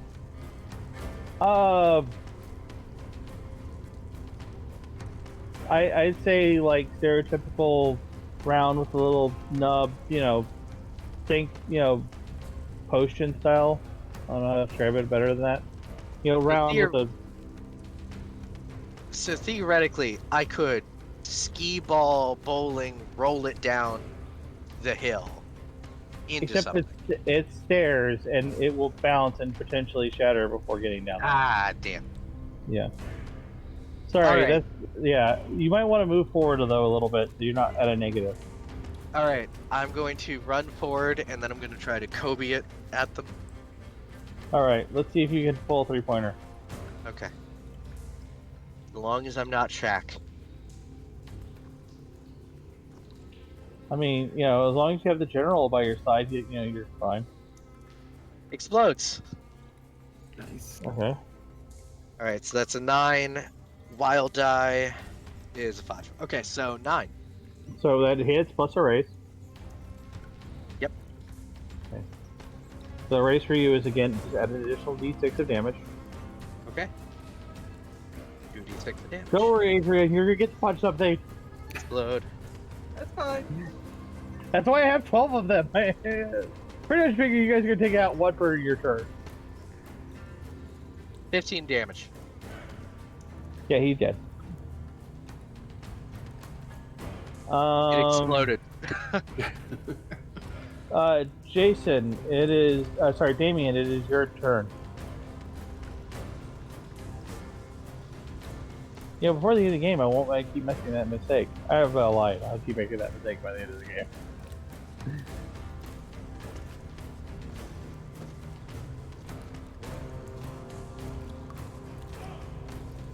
It's your turn. All right, Yeah. you're- Damien's turn now. Yeah, David's turn. I made a mistake. Oh, my That's why I bad. said My chicken, I mean apologies. Yeah, it's- Damien, because I made a I mistake. made the mistake. All right, well let's No, you made a mistake. let us I never mistake. tell tell Gary, hey, go and attack. And All so I'll let Gary go first because I'm probably gonna have to since I shot. I'm actually feeling a little bit like overwhelmed by the odds, so I will take the moment to reload my crossbow while he goes and attacks. Now you don't technically have to reload your Oh. crossbow, but yeah. No, Okay. the whole thing is that it's the idea is that these are technically plastic miniatures that have just been handed to you that are now real life. Cool. That somehow work. All right. Well then, I'll still I'll keep with what I'm doing. We'll let him go first, so we'll roll his fighting and let him go bite.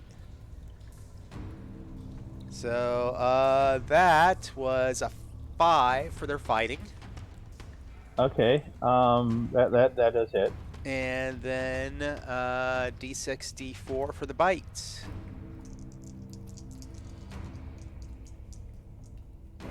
That is a 2 and a 3, so 5 points of damage on the person they bite. Okay. Unfortunately, it does not kill them, but it does shake them. And I will shoot somebody nearby that the individual that is fighting Gary now. So let me do my shooting.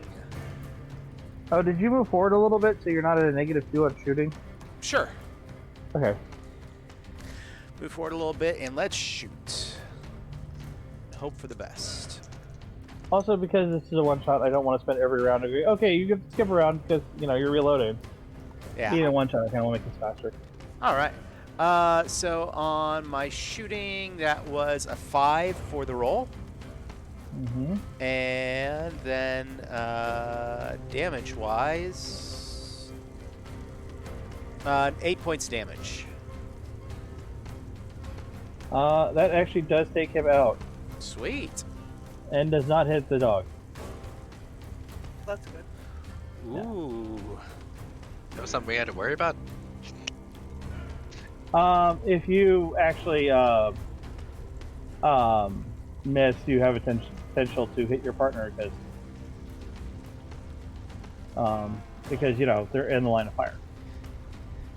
And if everybody wants to shake your fist at Amora Games and Greg, they purchased a hard test or a mob drop. Mm. Mm.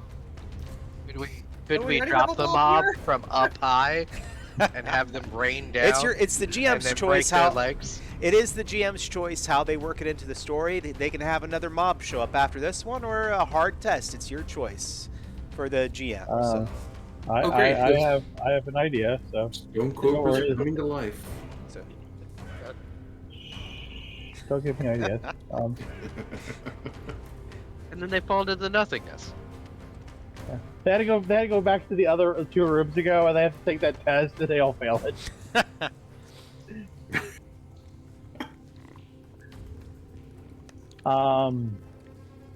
That is worth noting. I will have to think of what to do because I don't want to waste that. That seems very like they did spend money, so I don't want to be rude. Sorry, I'm pulling up something after pull up earlier. And so with that, yeah, he is now dead. Okay. So mob. So now it's finally the poor cultists' turn that have not been able to do anything. They did lose their leader and then 3 of their buddies along the way. So thanks, fairly. What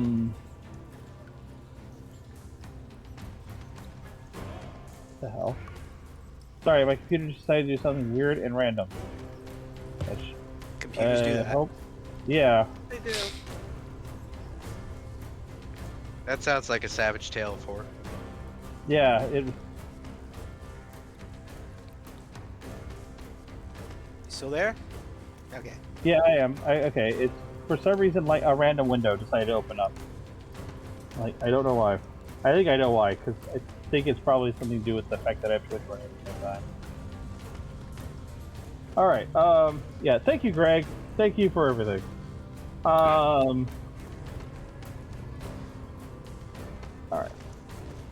Adrian! Someone's coming to come up and say hi. They actually see me? I'm stealthing. Well, no. Now they've all turned around and seen you guys. 10. Does a 10 hit? Yes. Cast.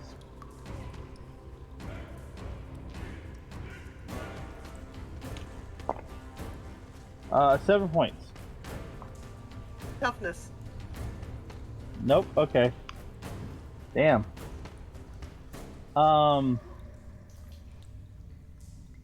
And what? I thought when it matches, it's shaken. Oh, it's shake. I'm sorry. I thought you said not toughness. I'm sorry. No, I said it. I have 7 toughness. Oh, okay, you have 7 toughness. Then, yeah. It unfortunately you are shaken, but no damage. So that's good. Another guy though is there is one more guy, 2 more guys before you, and he's going to go after Greg. 'Cause Greg took out a buddy, and he rolled a 3, which is not equal to your toughness. So, because he's got your stats basically, sort of minus. He's got better fighting than you, but Doggers has no shooting. He cannot shoot. And then finally, one more is going after Adrian, and that's a 3.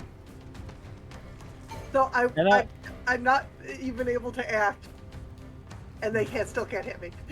Yeah.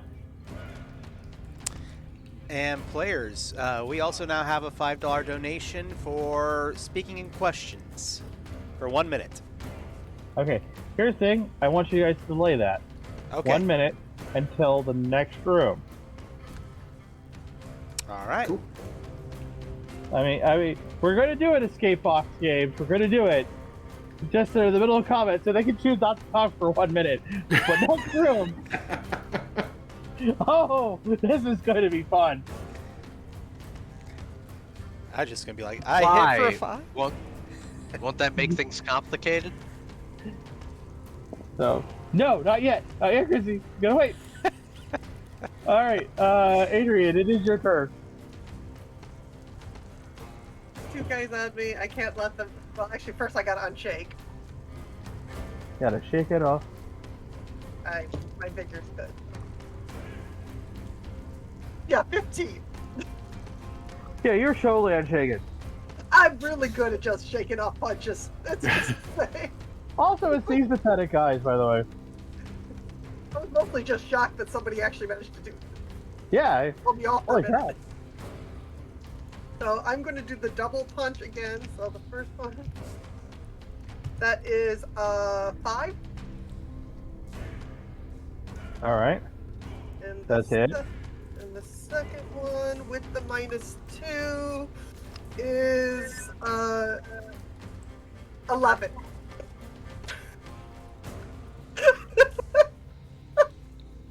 My dice are all over the place today. Okay, so first one does not get any bonus damage dice. The other one does. Yep. Unfortunately, you can only get 1 dice. Oh yeah, it's not like the previous edition, which you could like just keep stacking them and That'll be have nice. a character do more damage than a nuclear bomb. Well, apparently I'm doing nuclear bomb on this one, because 12, 13, 14 plus 5, 19. Nice. All right. So you Punching So you straight through punch- people. yeah, you punch this guy so hard that the top of his cloak comes off, but there's no head. You didn't decapitate him. There's no head. Because it's a Reaper miniature, so they didn't put in a face, they just have the cloak. So when you knock the cloak off, there's no head. I think But I you own put the that cloak one. back on. You put the cloak back on, the head's back there. Of course I did that much damage, though, because, he actually got a hit on me. Yeah. You're like, oh, I guess I can play. I forget to roll my extra die. Loaded the D8.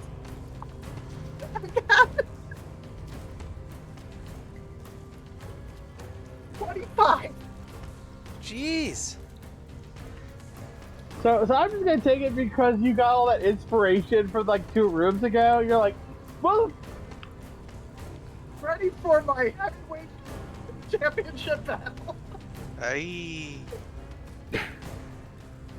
Okay, with that, it is now poor innocent bastard's turn. I mean,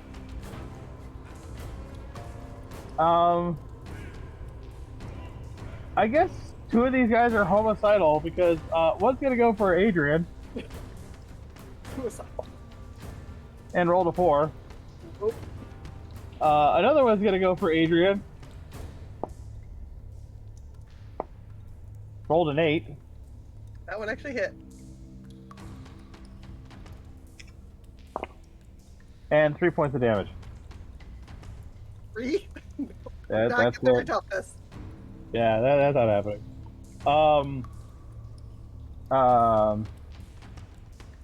Let's see. One is going to go. Oh, by the way, yeah. One is going to go after running up the stairs now, and is going to throw a dagger, an athletics check, for them, which will be 4. And it's going to try to throw it at Jason. And not. Rolled a 1. And then another one is going to. Let's see, hold on. Jason. Another one's going to throw his dagger at Christy, at Ariel. And also roll a 1. That's just delightful. They're just bouncing around the room. And then the final one is. Hit each other? And Yeah, then fall? sure. Yeah. Okay. And another one is actually going to make it to Jason.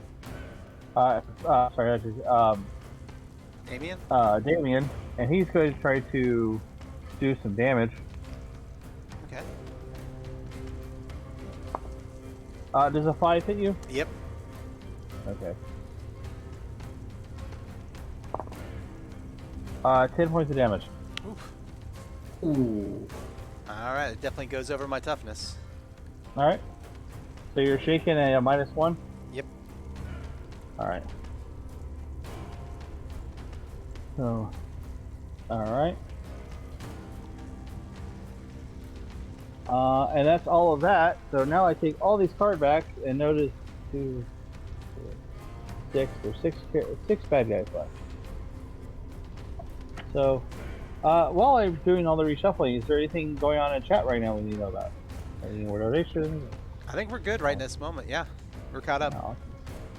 Nice.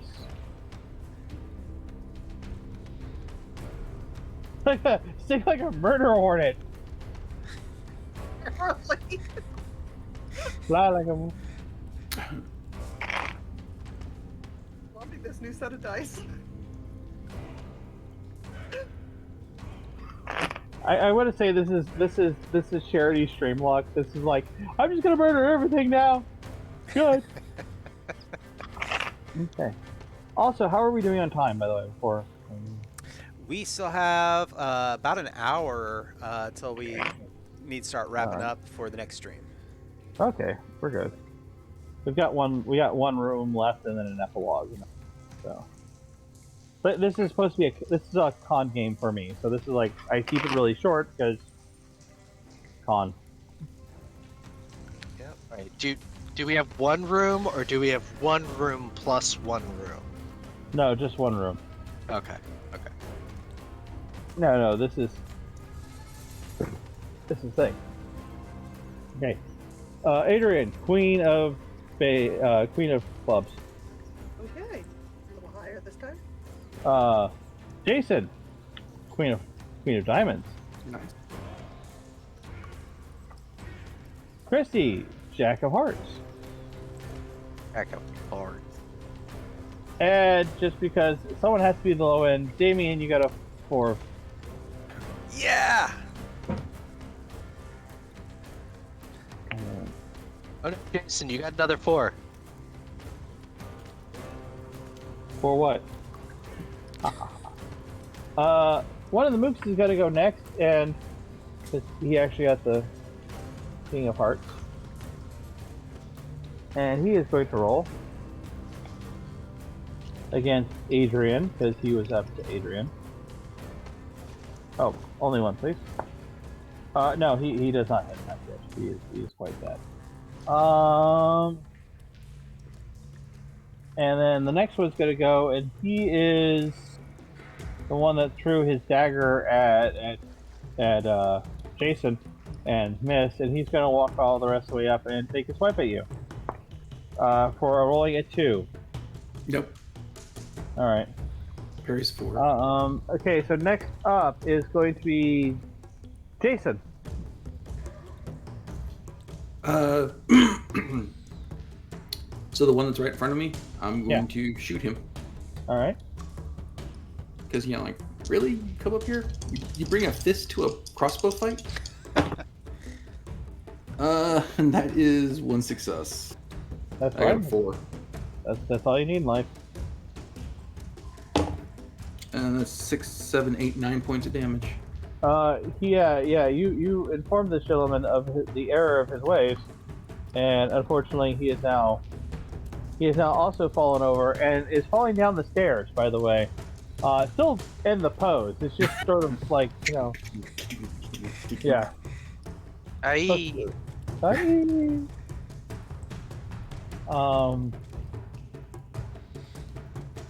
And so next is Adrian. I got one guy on me or 2 guys? You have 2 guys. It's just the other guy doesn't go for like a long time. You got a 2 of 7. I'm doing so good with the right hook, left hook, so let's keep it up. Give him the old one, too. Yep. Mind you, you're not punching them. You're stabbing them with knives that are attached to your hand. You know, I'm pretty much forgetting that. I know, but I'm not, because that's how I'm imagining this thing looking. It's Okay. like every dramatic pose from a Wolverine comic. Okay, not so good this I rolled a 4 this time. Okay, that is a hit. Okay. And for the second one, I've got a 4 after the -2. So that worked out. So no explosions this time. Yeah. So the first guy 8 damage. All right. That actually does kill him. And the second one 19 damage. Again, you blew the hood off. It's just not there, and it's. The one went blink and the other one. Oh, by the way, just as a joke, one of them is not wearing a black cloak. It's wearing a kind of a bone white cloak. Gotta learn paint all your miniatures. An odd gray. Except for the where he's standing is colorful. Yeah, exactly. Literally my nightmares. Anyway. Dying before you paint all your minis. Yeah. I can't pass through the afterlife yet. Look at all these minis I have to paint. Oh, I hate Warhammer pants. I mean, just like I hate Warhammer pants. God, what? Speaking of that, Christy, it's your turn. So, the one who threw a dagger at Jason got hit. The one who Okay. threw a dagger at me is still standing? Yes. He has yet to have the chance to go. In fact, he is the next one to go. Okay, well, I'm just gonna try and pelt him in the middle of the face.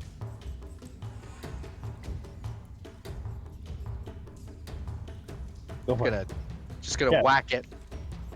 Aim for the nose. Alright, so that's 9. Yeah, that's 9. That does hit with a raise. So what would the damage be again? Whatever your damage is, I told you. I think it's what 1d6 plus or something like that. Plus What, an another additional d6? Okay. another additional d6. Yeah. Okay. So that's 6 plus 2 is 8. Nice. This guy is also dead. All right. I guess he can go next. In hell. So bad. Some guy, some jackal-headed gentleman is standing before him with a scale going. So I'm judging you now. Really busy right now. Really, really. Yeah, it is. It's a busy time for him. I mean, not just counting what's going on in London during the Victorian era. I mean, There, you're Yeah. gonna have to wait in line. so it is now the one who's attacking poor Greg, the wolfhound of the sewer. He made a 3. He did not succeed. Yay. Apparently, the dog is actually slightly more thing. And then last one is going, and oh shoot, he is the one that is actually attacking Damien. A 4. That is exactly my parry. Okay. So yay. And 2 points of damage. Oh, does it meet? It's meter beat for It the has to, attacker. yes. Okay, so all right, Because I did it for Adrian, so I'm doing it for you. all right. Does not exceed my toughness. All right, good. Because he apparently just kind of pathetic at that. Okay. So now it's time for Damien and Greg's turn. The Damien and Greg show. All right, let's hurt some things. Shooting. One of these guys in front of me, or the guy that just tried to clock me. So let's go with that. There we go. And rolled a 5. -1 because you are. Oh yeah. So Wait, did you do your shake and check? I did not do my shake and check. Let's shake it up. Shake and check is 1d6. It's your spirit roll plus your d6. Oh, gee, well, yeah. Even better. I got a lot of spirit, people. Spirit came through for me. I got a 7. All right, so you did succeed. So yeah, now you can do that. Roll that beautiful damage footage. All right, let's hurt him. Where is? Well, Dead Bob, considering that they're actually real miniatures. They're miniatures that have been brought to life because they're all in a role-playing game. Dead done by a gentleman who's actually passed on. Yes, they would actually have to be all glued back together. Ouch. Feel sorry for the one that went down the stairs. So 9 points of damage. He is dead, Tordale. And Gary. Gary, we believe in you, Gary. Oh, by the way, Gary has his own. I should have mentioned this. Gary has 3 bennies. Ooh. Because Gary is named character, so he gets 3. Yay! Thank you. I was like, oh yeah, we can't let Gary die. It's Gary. All you humans could die, but we gotta keep the dog alive. Of course. Gary rolled a 5. Gary does succeed. So, and Gary's damage was the wonderful D6 plus a D4. Yes. You got the Okay, decent Gary pet does dogger. 6 points of damage. 6 And he was all- 3 on the 3 on the dice. Nice. So they're all dead. You've all completed murdering. All right. So now the room is empty, and all the miniatures are gone. By the way, the room is now also completely empty. Before you see a large golden, maybe broth door. It's gold. At least it's gold paint.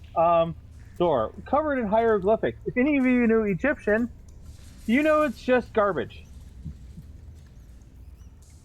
But I want you to make me a notice roll. Oh no, it's entirely possible that it says something like, "We like to eat mummies. It sure is tasty." It is London. Drink more Ovaltine is actually what it says. I knew it. 4. 4? Alright.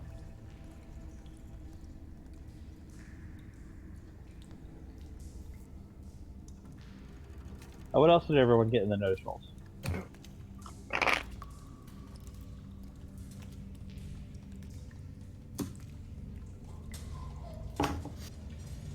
Oh, 1 success. Alright. Same. And on that notice, no success. No success? Okay. It's one for me.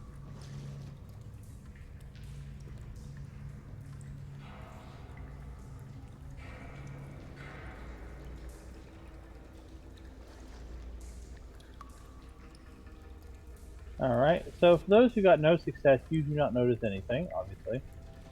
Hold on a second. I'm trying to find something.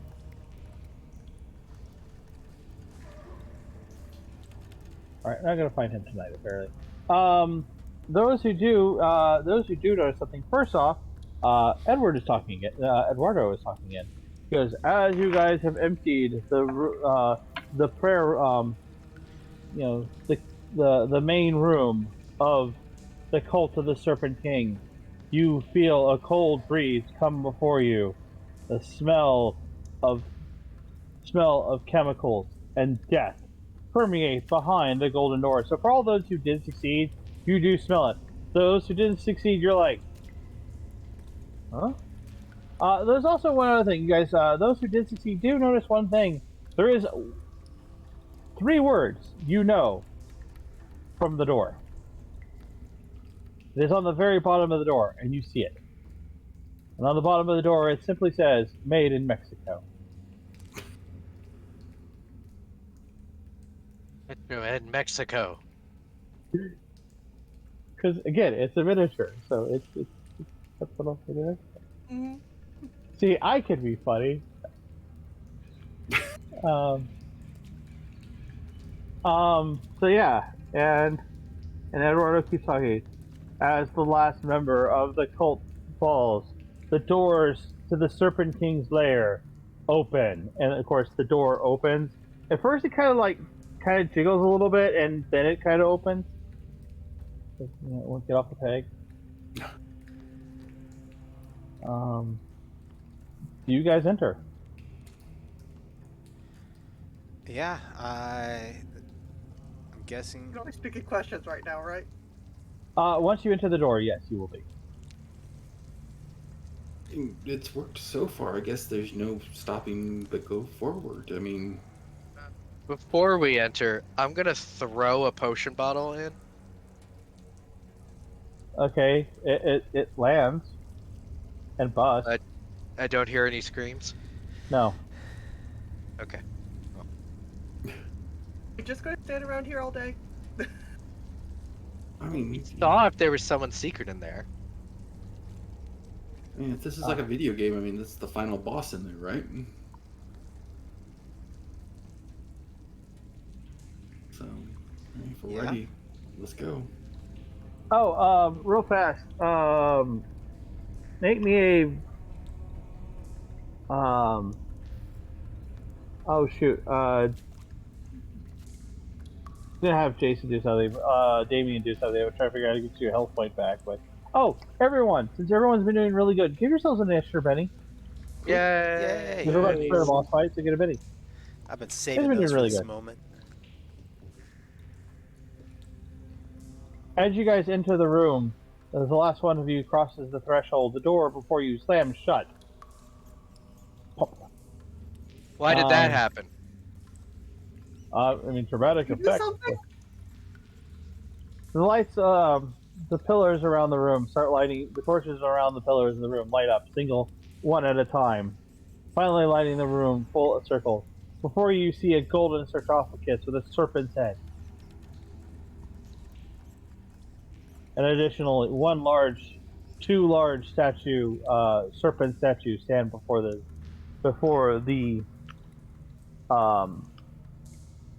you, beside the coffin. Are there any safety railings? No, this is violation of OSHA completely. Yeah, I'm pretty sure this is an unsafe workplace, right? I think this whole thing has been an unsafe workplace. So, remember, now everyone is speaking questions for the next 1 minute. Is this where we're all gonna That's die? safe. Where? do you So- think we should go? By the way, the GM does not have to speak in questions, which is fine. But I'm going to for a couple more. All of a sudden you hear, "Oh, Daz, oh, disturb my sleep." Who are you? The coffin flies, the sarcophagus door flies open, spearing past your guy's head, whizzing past. Before you see a large serpent, a large man, donned in armor. He goes, "I am the Serpent King, Pharaoh of Egypt, and the times before anyone remembers. Wouldn't you like to let us go? I want your soul. You killed my followers. I now kill you." Would you accept a crossbow bolt? London have some sort of law about self-defense? Really still in Only, charge? only if Who you're does a this noble, guy think he is? only if you're a noble killing a peasant, you have self-defense rights.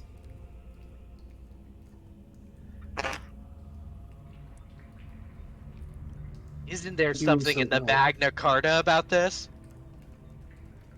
When do you think the time is over for this? Oh wait, like in the game or like in real life? Speaking the questions, I think we're good. Okay. Okay. Speaking of which, Thank you, Greg. Adrian, Or that was. Queen of Spades. Again. Jason, Two of Clubs. Whew, going last. Congratulations, you got the technically worst card of the deck. Eight of Spades for Christy. And yes, I am keeping it the same. That way, because I'm following my own screen. And Damien, the Jack of Hearts. And just to let you guys know, Ooh. the Serpent King gets 10 of clubs. And so normally this fight has one golem. And this is why I'm mentioning this fight, because someone asked for an increase of damage. Normally this comes with one serpent golem Oh no. who has the ace of spades. But he's got a buddy who's got the 3 of spades. Ouch. Of course, as he says this, he shoots lightning from his hands, and the two serpent golems come alive. That are also in the room with him, by the way. These are the same serpent golems from behind. Uh-oh, And- that's excessively showy.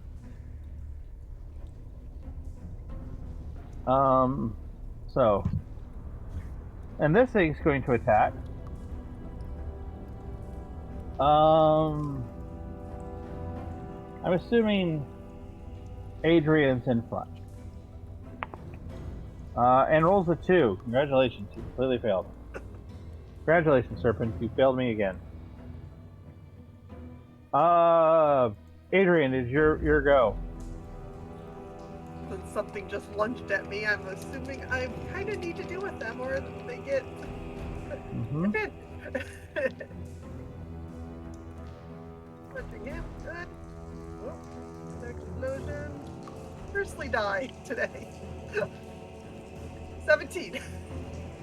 So that's I 2 definitely- raises. Yeah, 2 raises. Do I get an extra die? I thought it's just one extra Just die. one. I just letting you know. But I might add an extra flare. That could. Okay. And my damage is...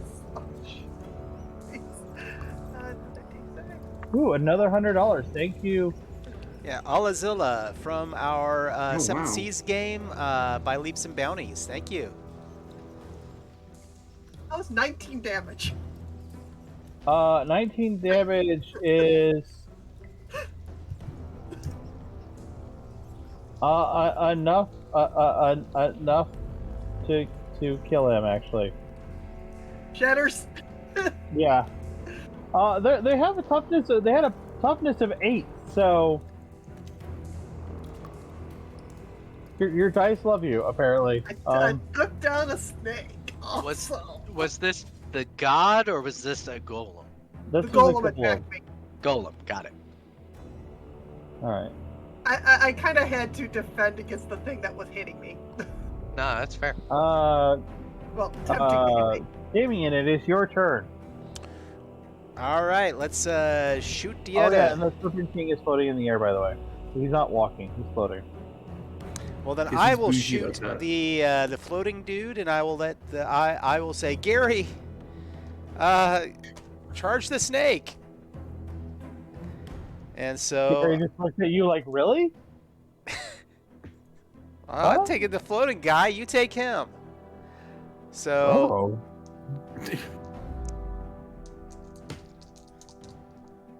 oh, hey, there we go. That is an exploding 6 on my roll, and but didn't explode again. That is a 9 total. All right, that does hit with a raise. So let's have some fun with that damage then on our floating fiend. And that is going to be 11 points of damage with a 7 and a 2 plus 2. He is shaken. Nice. Oh yeah, hold on. I have to do something for myself now. Behold, the thing that I have not done all game. Oh no! I have bennies. Remember, DMs also get bennies. But why would I waste them on nameless mooks? Truth. That's why I kept mine. So, all right. But I'm not going to use it yet. He's only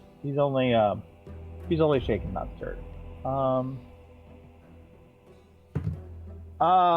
Christy, it is your go.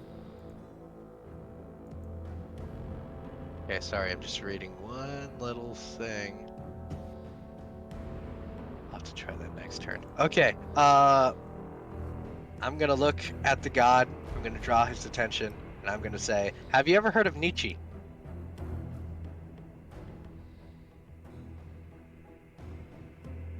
No. You've never heard of the good philosopher Nietzsche? No. That's kind of before my time. Wait, is also Nietzsche around during the Victorian era? It's a good question. I don't know. I didn't study history. I studied philosophy. Late Victorian era, 1844 to 1900. Okay. Well, we'll say he's big around. late, Yeah. What's his name? He's just starting his teaching. Tell me, what number am I thinking of? 6. Well, if you were truly a god and you were truly omnipotent, you'd know that I picked 2. You're no god. You're not real. And I'm gonna throw a bottle. Wait, now he vanishes. Oops, God, sorry. No, kidding. Go, roll. I'm not doing. It's not gonna end that easily. I tried. 5 plus. Okay, so I got a 5 to hit. Alright, that does hit. Okay, then I'm going to roll damage. 4 damage. It does not exceed its toughness. Bounces off. Oh no. Actually, it quite literally does. I'm game. It is now the Serpent King's turn.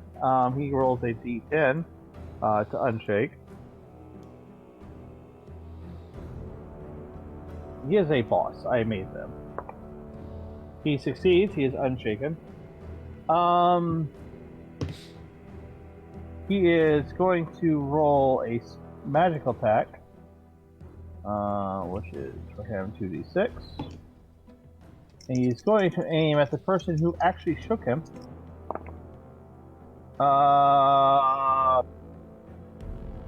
So, I like to say that I have nothing against the player or the character, but that was double 6s. Oof. No. Now, Rough. chat, by the way, at $15, I believe you can buy Let's see, what is it again? For, oh, no, it's $10. $10 you can buy a health boost. Yeah, you can put that -1 back to 0. Because that was 11 points of damage. Did we did Allah hasn't defined the $100 yet. Sadly, I don't know if she's in the chat, but they gotta give us our an idea of what they're doing. All right. At this point, yes, you have Betty's. You haven't spent. Do you want to absorb the damage? Is it me? Yeah. You're, Oh, yeah. You're taking 15 points of damage, by the way. I forgot to add another die. Oof. Yeah, you're 15 points of damage. So you need to make a vigor check. Vigor. Mm-hmm. Give me some vigor. Oof. That's big of me. Now, do I roll a wild dice with that, or just the vigor? Yes, you always roll a wild die. Just making sure. Hey, I might get lucky. I got a 6 out of one of them. And oh nope, that's a 7 total. Are you adding your chosen one? I actually had not been. That is an 8. Okay. Because it's a trait roll. So yes, you have attribute roll. So yes, you have succeeded. Now you have to roll. So that's 2. So you are now just shaken. All right. Put that in there. Shaking. And the second serpent's gonna come around, and he's not happy that like his buddy just got like clocked in the face. Because, that's just rude. A 5 does not hit the Adrian.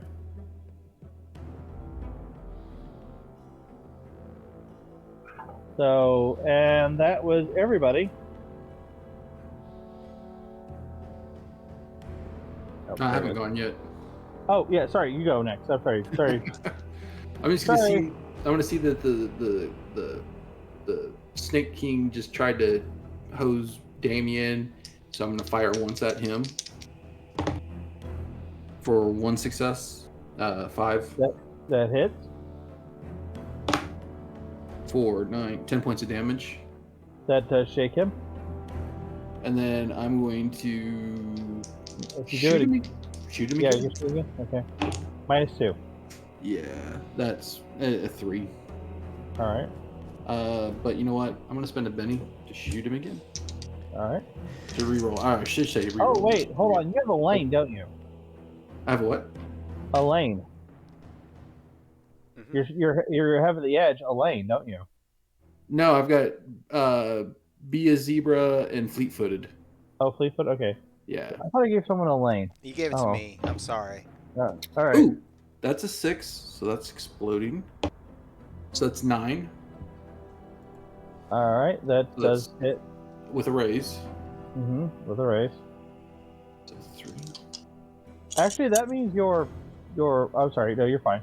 You're good. Keep rolling. This is more for Damien. Ooh, that's a 6. So that's 10, 14, 19, 20 points of damage.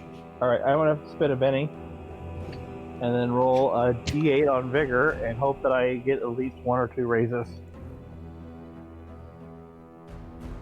Oh, by the way, because you have a lane, Damien, you actually had a +3. Okay. So you actually you still made a 9, which is good. But like, yeah, you're still shaking. Yeah. Uh, I didn't have my character sheet scrolled all the way down to where I saw my edges. That was my bad. so Jason, you've knocked this guy to a -2 now.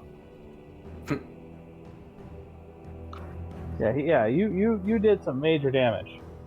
I think we've got this, guys. Just keep going. So next round of combat.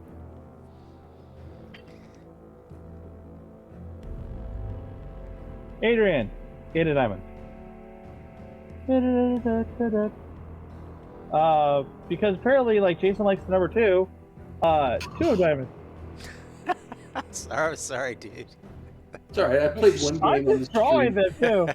I played a game on the Uh, stream where I got Christy- 2 jokers in a row. Christy, you get the ace of diamonds.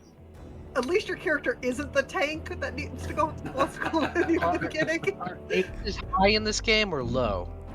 Hmm? Aces high or low? Ace high. Ace high. It's Cool. For those who don't know, thank you, Chrissy. I didn't explain this earlier, but I'll explain it to everyone now, even though we've got a bunch of rounds coming. How initiative works in Savage Worlds is deck of cards. It goes Joker, Ace, King, Queen, Jack, and then the numbers down to 2. So the worst card you can get, and then if compared to a tie, it's alphabet backwards. So it's spades, hearts, diamonds, clubs. So the worst card you can get in the game is the 2 of clubs. So, because you are dead last at that point. Speaking of Damien, 7 of clubs. And then the Serpent King has a 5 of spades. This is not going to turn out well for me. And the 3 of hearts for the other serpent. Christy. Okay. Um, I am going to try hitting him with bottles again because God is dead and we have killed him. I have a question for you. You want to try a trick? Yeah, sure. You have a satchel full of bottles, right? Ooh. You see Yeah. what I'm doing? Do I try it? Okay, if I'm gonna do it, can I spend a Benny to help me out? Yes. Alright, I'm gonna spend a Benny to help me out. That way, if I miss on the first one, I can try again. The only just wanna- reason I didn't take a Benny that one time was because it was not an important pass Yeah. or fail. It was like, okay, you just failed, you're fine. Satchel full of bottles sounds like an Alanis Morissette lyric. Got a satchel full of bottles. Better. Now I'm gonna name Oh, by my the way, Alanis you're also going to get a Morissette plus cover 2 band for now. this. You're also going to get a plus 2 for this. Because you're like, Alright, then I got a 6. you got a Non-exploding. 6? Not exploding? Okay, so here's the deal. You're going to do 2d8 worth of damage, but this is also going to deplete your ammo.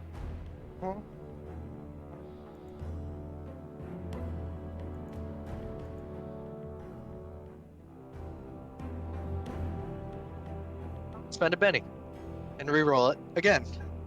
Try and get better damage. Oh, what did you get? I'd gotten a 7. All right. 2d8. Oh, So wow. I'm trying to get a little better. All right. 6 plus 7 is 13. So that's better. All right. He is down to negative. He is now down to -3. And yeah, he is. Yeah, he's not happy. But yeah, you. By the way, I don't know where you hear Eduardo go. Even though you greatly sacrificed your bag of potions, you do have your backup dagger, and out of nowhere you have a little dagger on your side now. So, Yeah. if you need to keep fighting, yeah. I'm not gonna take it I away can from try you. stabbing him from the ground. Well, you have a serpent also. Da, da, da, da, da, da.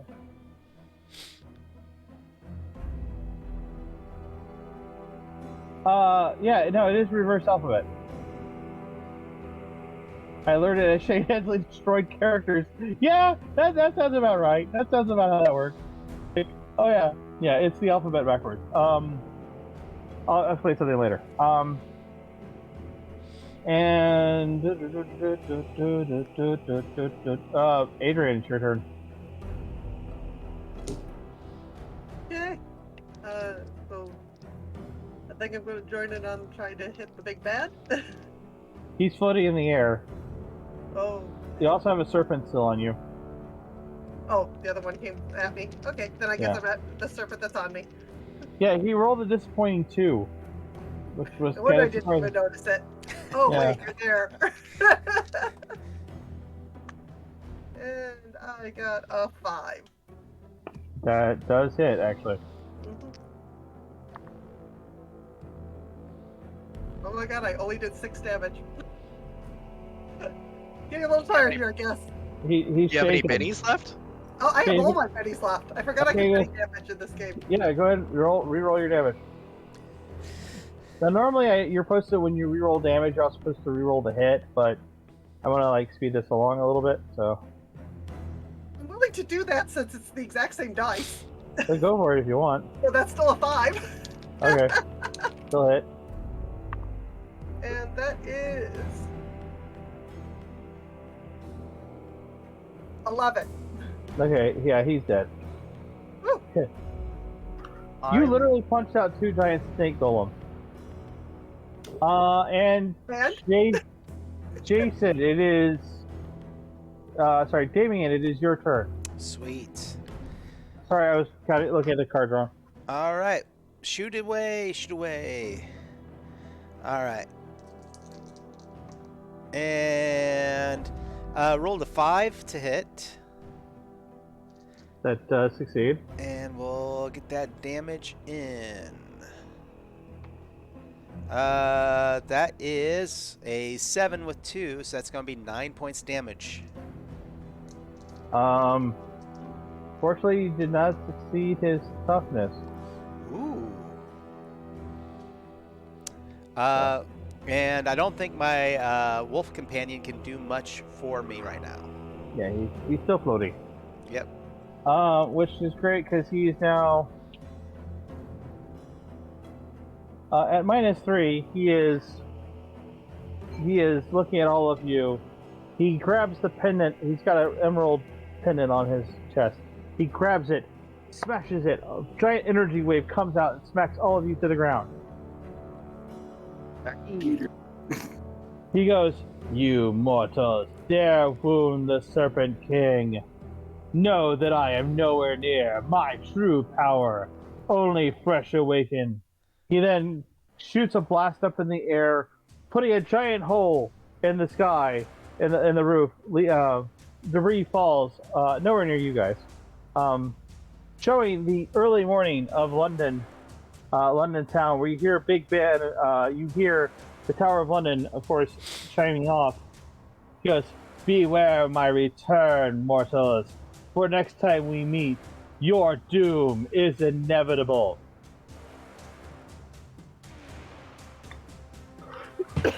And apparently that voice Takes a lot out of you. apparently took out a lot out of me. Normally that you talk to, but HRT is great. Does a newsboy fall through the hole? Do you want a paper? I am a simple orphan.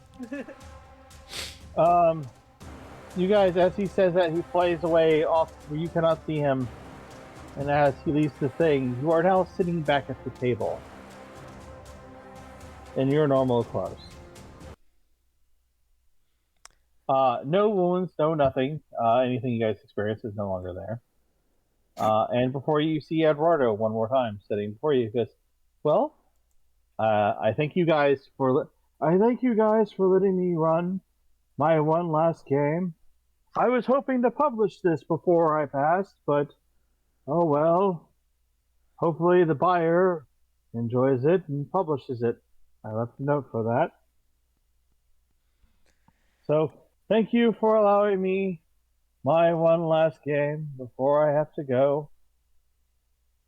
Hope I don't see you soon." No offense, but I kind of feel the same way. Time's He real. nods.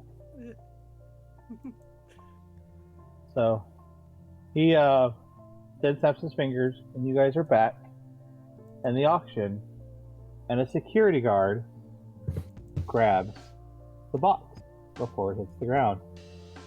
Because remember, you guys started and the box is falling, and it's Right. open. He goes, and of course the thing is sold for $2,500. Goes to charity, and the night winds down for you guys. So Christy, you live at home with your parents, because you are a townie. Of course. Jason, your family has your uncle has a house that you kind of rent out for him. You live with him. Adrian and Jason, you guys are indoors. I bring this up for an important. So the night, it is now about 1 a.m. You guys are still winding down from the game, still in your head a little bit, and you guys hear a knock at the door.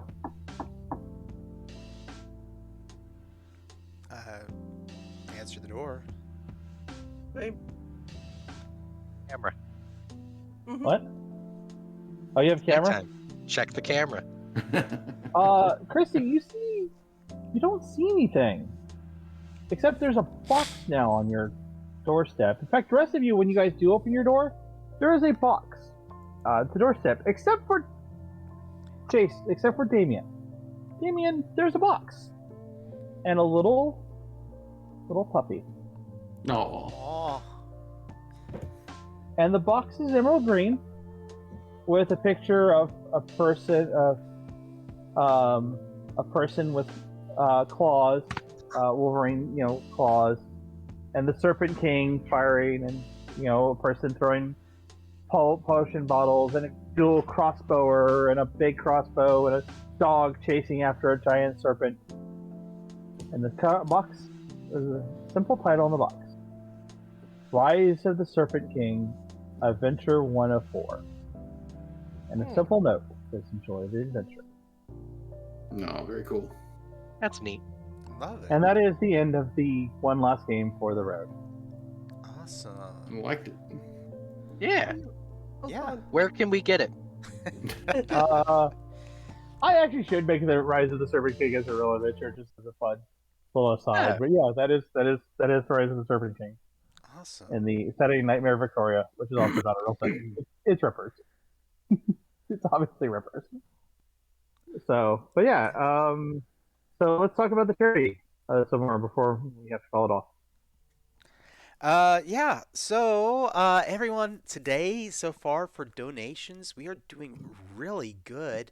I want to thank everyone who came in and donated. Ala, Ted with Escape Get Box Games, Greg with Amora Games, Nathaniel, thank you so much again. Rue, thank you also for donating. We're off to a really good kickoff, and like I said before, the Independent Game Designer Network is one of my favorite groups to go and visit at cons. If you ever go into large cons, I really would recommend going by and seeing their booth because you get to see some of the indie games. Uh, I'll go there. I've been gaming for way too long, like many people.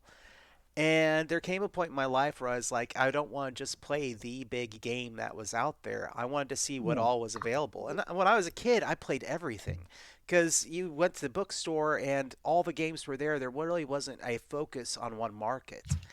And so, in a way, the Independent Game Designer Network booth has just opened up my horizons, and I've seen so many amazing games to see.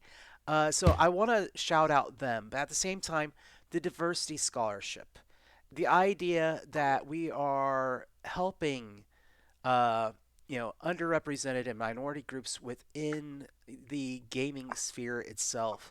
Uh, I think that there is no surprise that by and large within the industry, it has been largely white cis male. And that is just how it has been, but it shouldn't be that way. Diversity helps us create better games. It raises more voices. It makes things better overall. In the last few years, we have seen such a great change in the gaming marketplace of it this being better, more inclusive, larger to where we are seeing it spread into media and the mainstream, which I have absolutely no problem with. In fact, it makes me thrilled. So, let's do good things. I believe in collective action.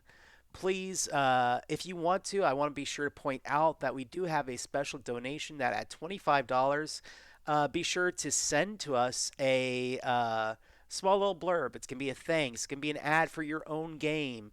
It can be, whatever. Just make sure it matches the channel and the IGDN's values. And it's short, about one or two sentences, and we'll read it at the start of our next show or during the midpoint breaks. I just want to be sure and throw that one out there. At this point, we are going to be going on break. We will be back at 2 o'clock with Code Warriors, which is Craig from Nerdburger Games. You probably have seen it talked about on N World or in Forbes magazine, did an article on it. I think it's going to be a really awesome game coming out, and I'm a Kickstarter backer. It is on Kickstarter. Go check it out. So here's a chance. We're going to be the channel to see this game before it hits anywhere else. So come on back and support us, all right? We love you all, and see y'all soon. Yay! Bye. Thank you.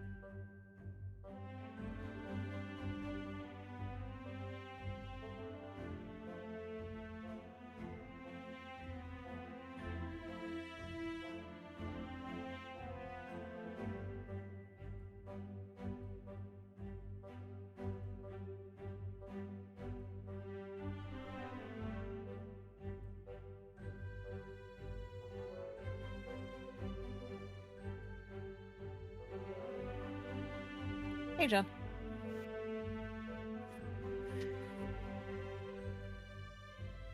Go grab lunch.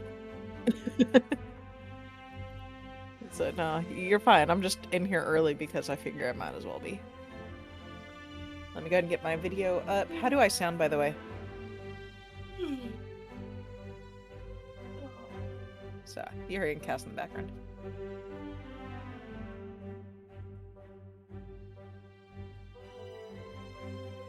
Oh, you're fine. Alright.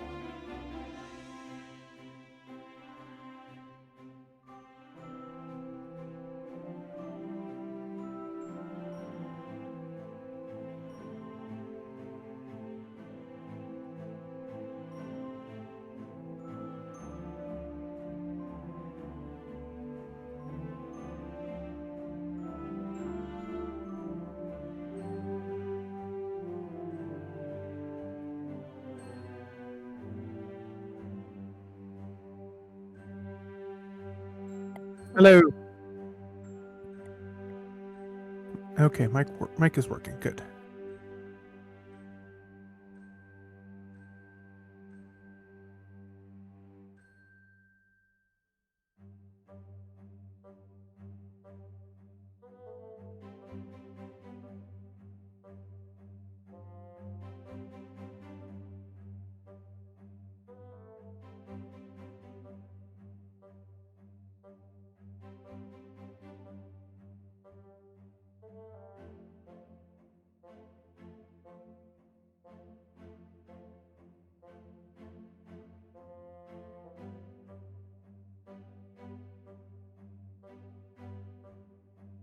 So how are you, by the way?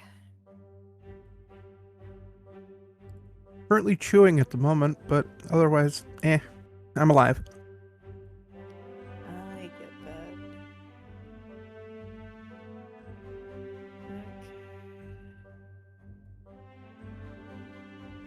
I'm gonna get my character sheet on my iPad. Where is my character sheet? Probably under that folder. You know, I do have a tablet. At some point I should probably charge it and use it for things like Yeah. this. Oh, actually, no, I sent it in the channel, so I'm just gonna go steal it from there.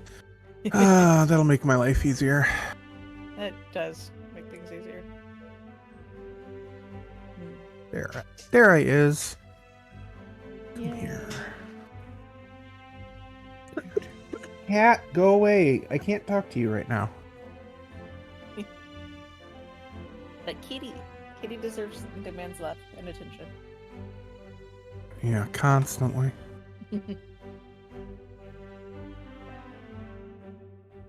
Okay, airdrop, iPad, PDF.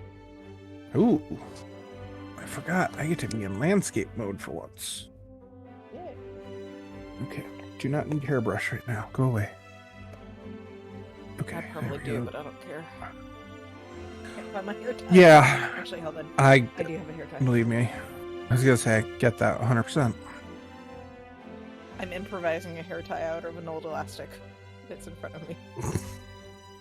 Whatever works, you know. Okay.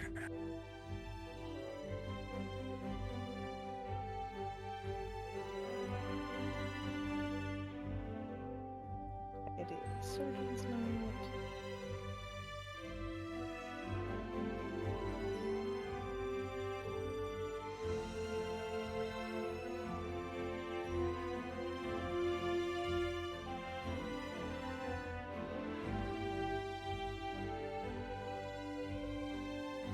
There. 2 seconds.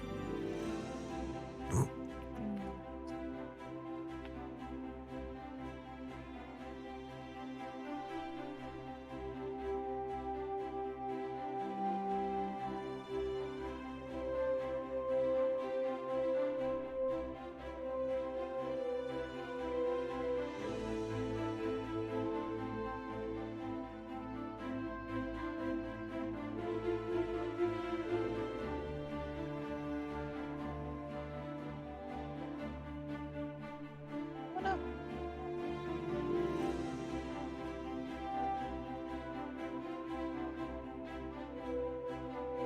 Oh, video. Yeah, that's called closing the wrong program.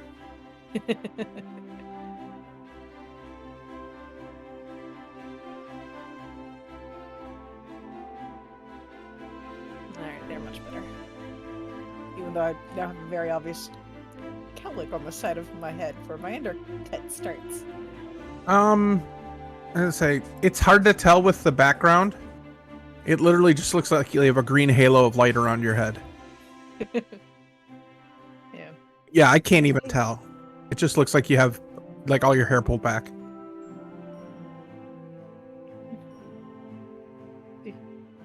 Oh, yeah, I guess. It's still hard to see. Or maybe if I embiggened you.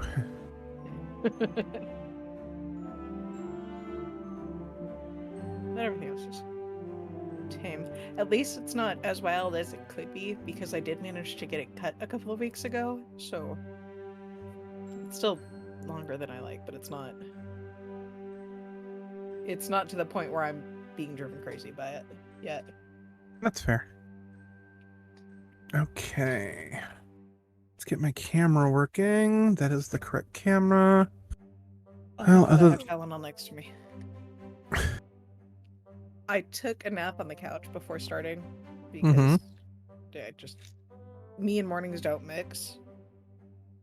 That's in fair. general. But now my shoulder, which has been wrenched, somehow regrets it. Oops. Nope, I forgot a light. Here, light.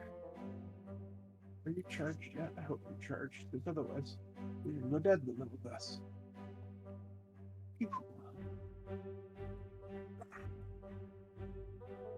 Okay.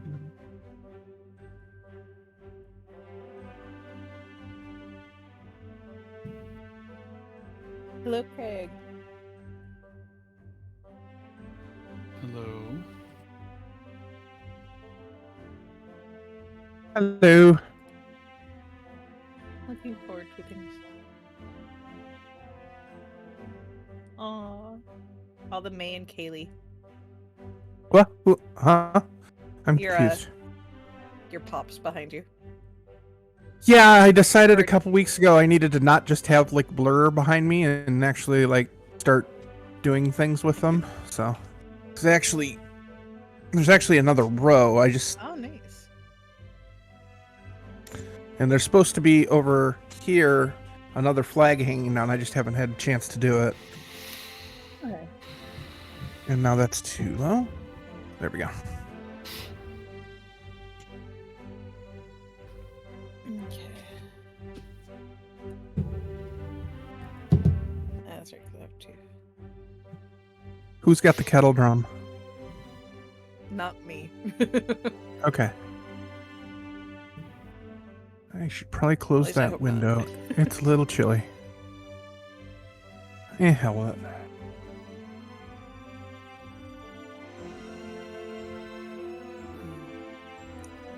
Unfortunately, with my room and the way my lights are set up, my lights are repurposed grow lights, so they get a little warm.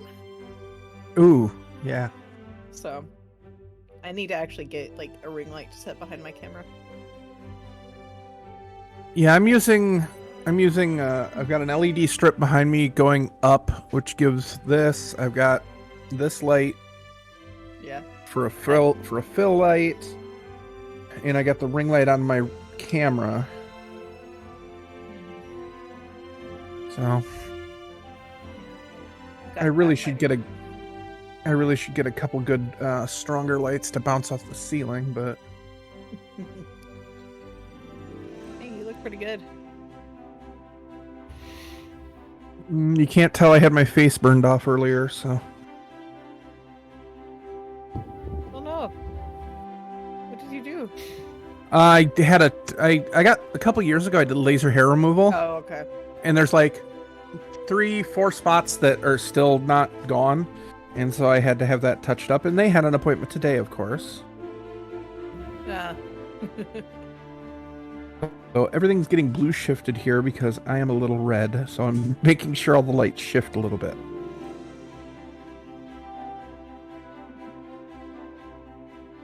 Actually impressed that I'm not like redder than I am on camera. Though it does turn my eyes an interesting shade.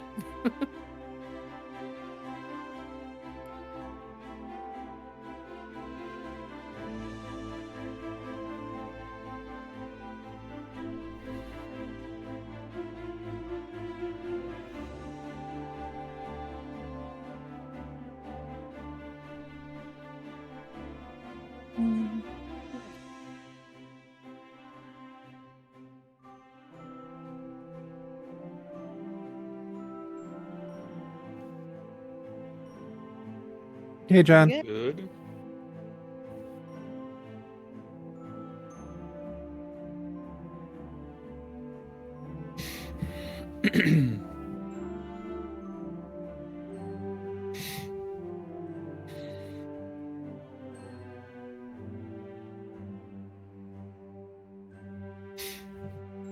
Yoo-hoo.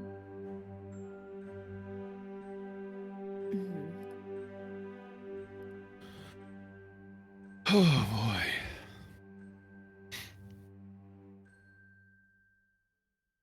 Okay. Oh, anybody have any questions? As long as we're hanging out here, as far as the game goes, or the actual game book, the rules, or any of that kind of stuff. I'll describe things as we play too. There'll be discussion of the first time a trait check comes up. We'll introduce that. Cool. Yeah. I don't remember a damn thing, honestly.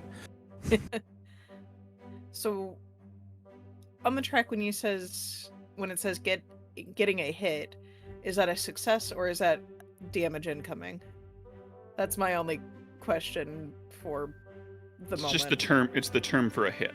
Right? It's the term for hit. That's helpful. It's the term for a success. Okay. Yeah. Couldn't figure out what to take with juice, so I just took a code scanner and left the rest. I'll figure it out.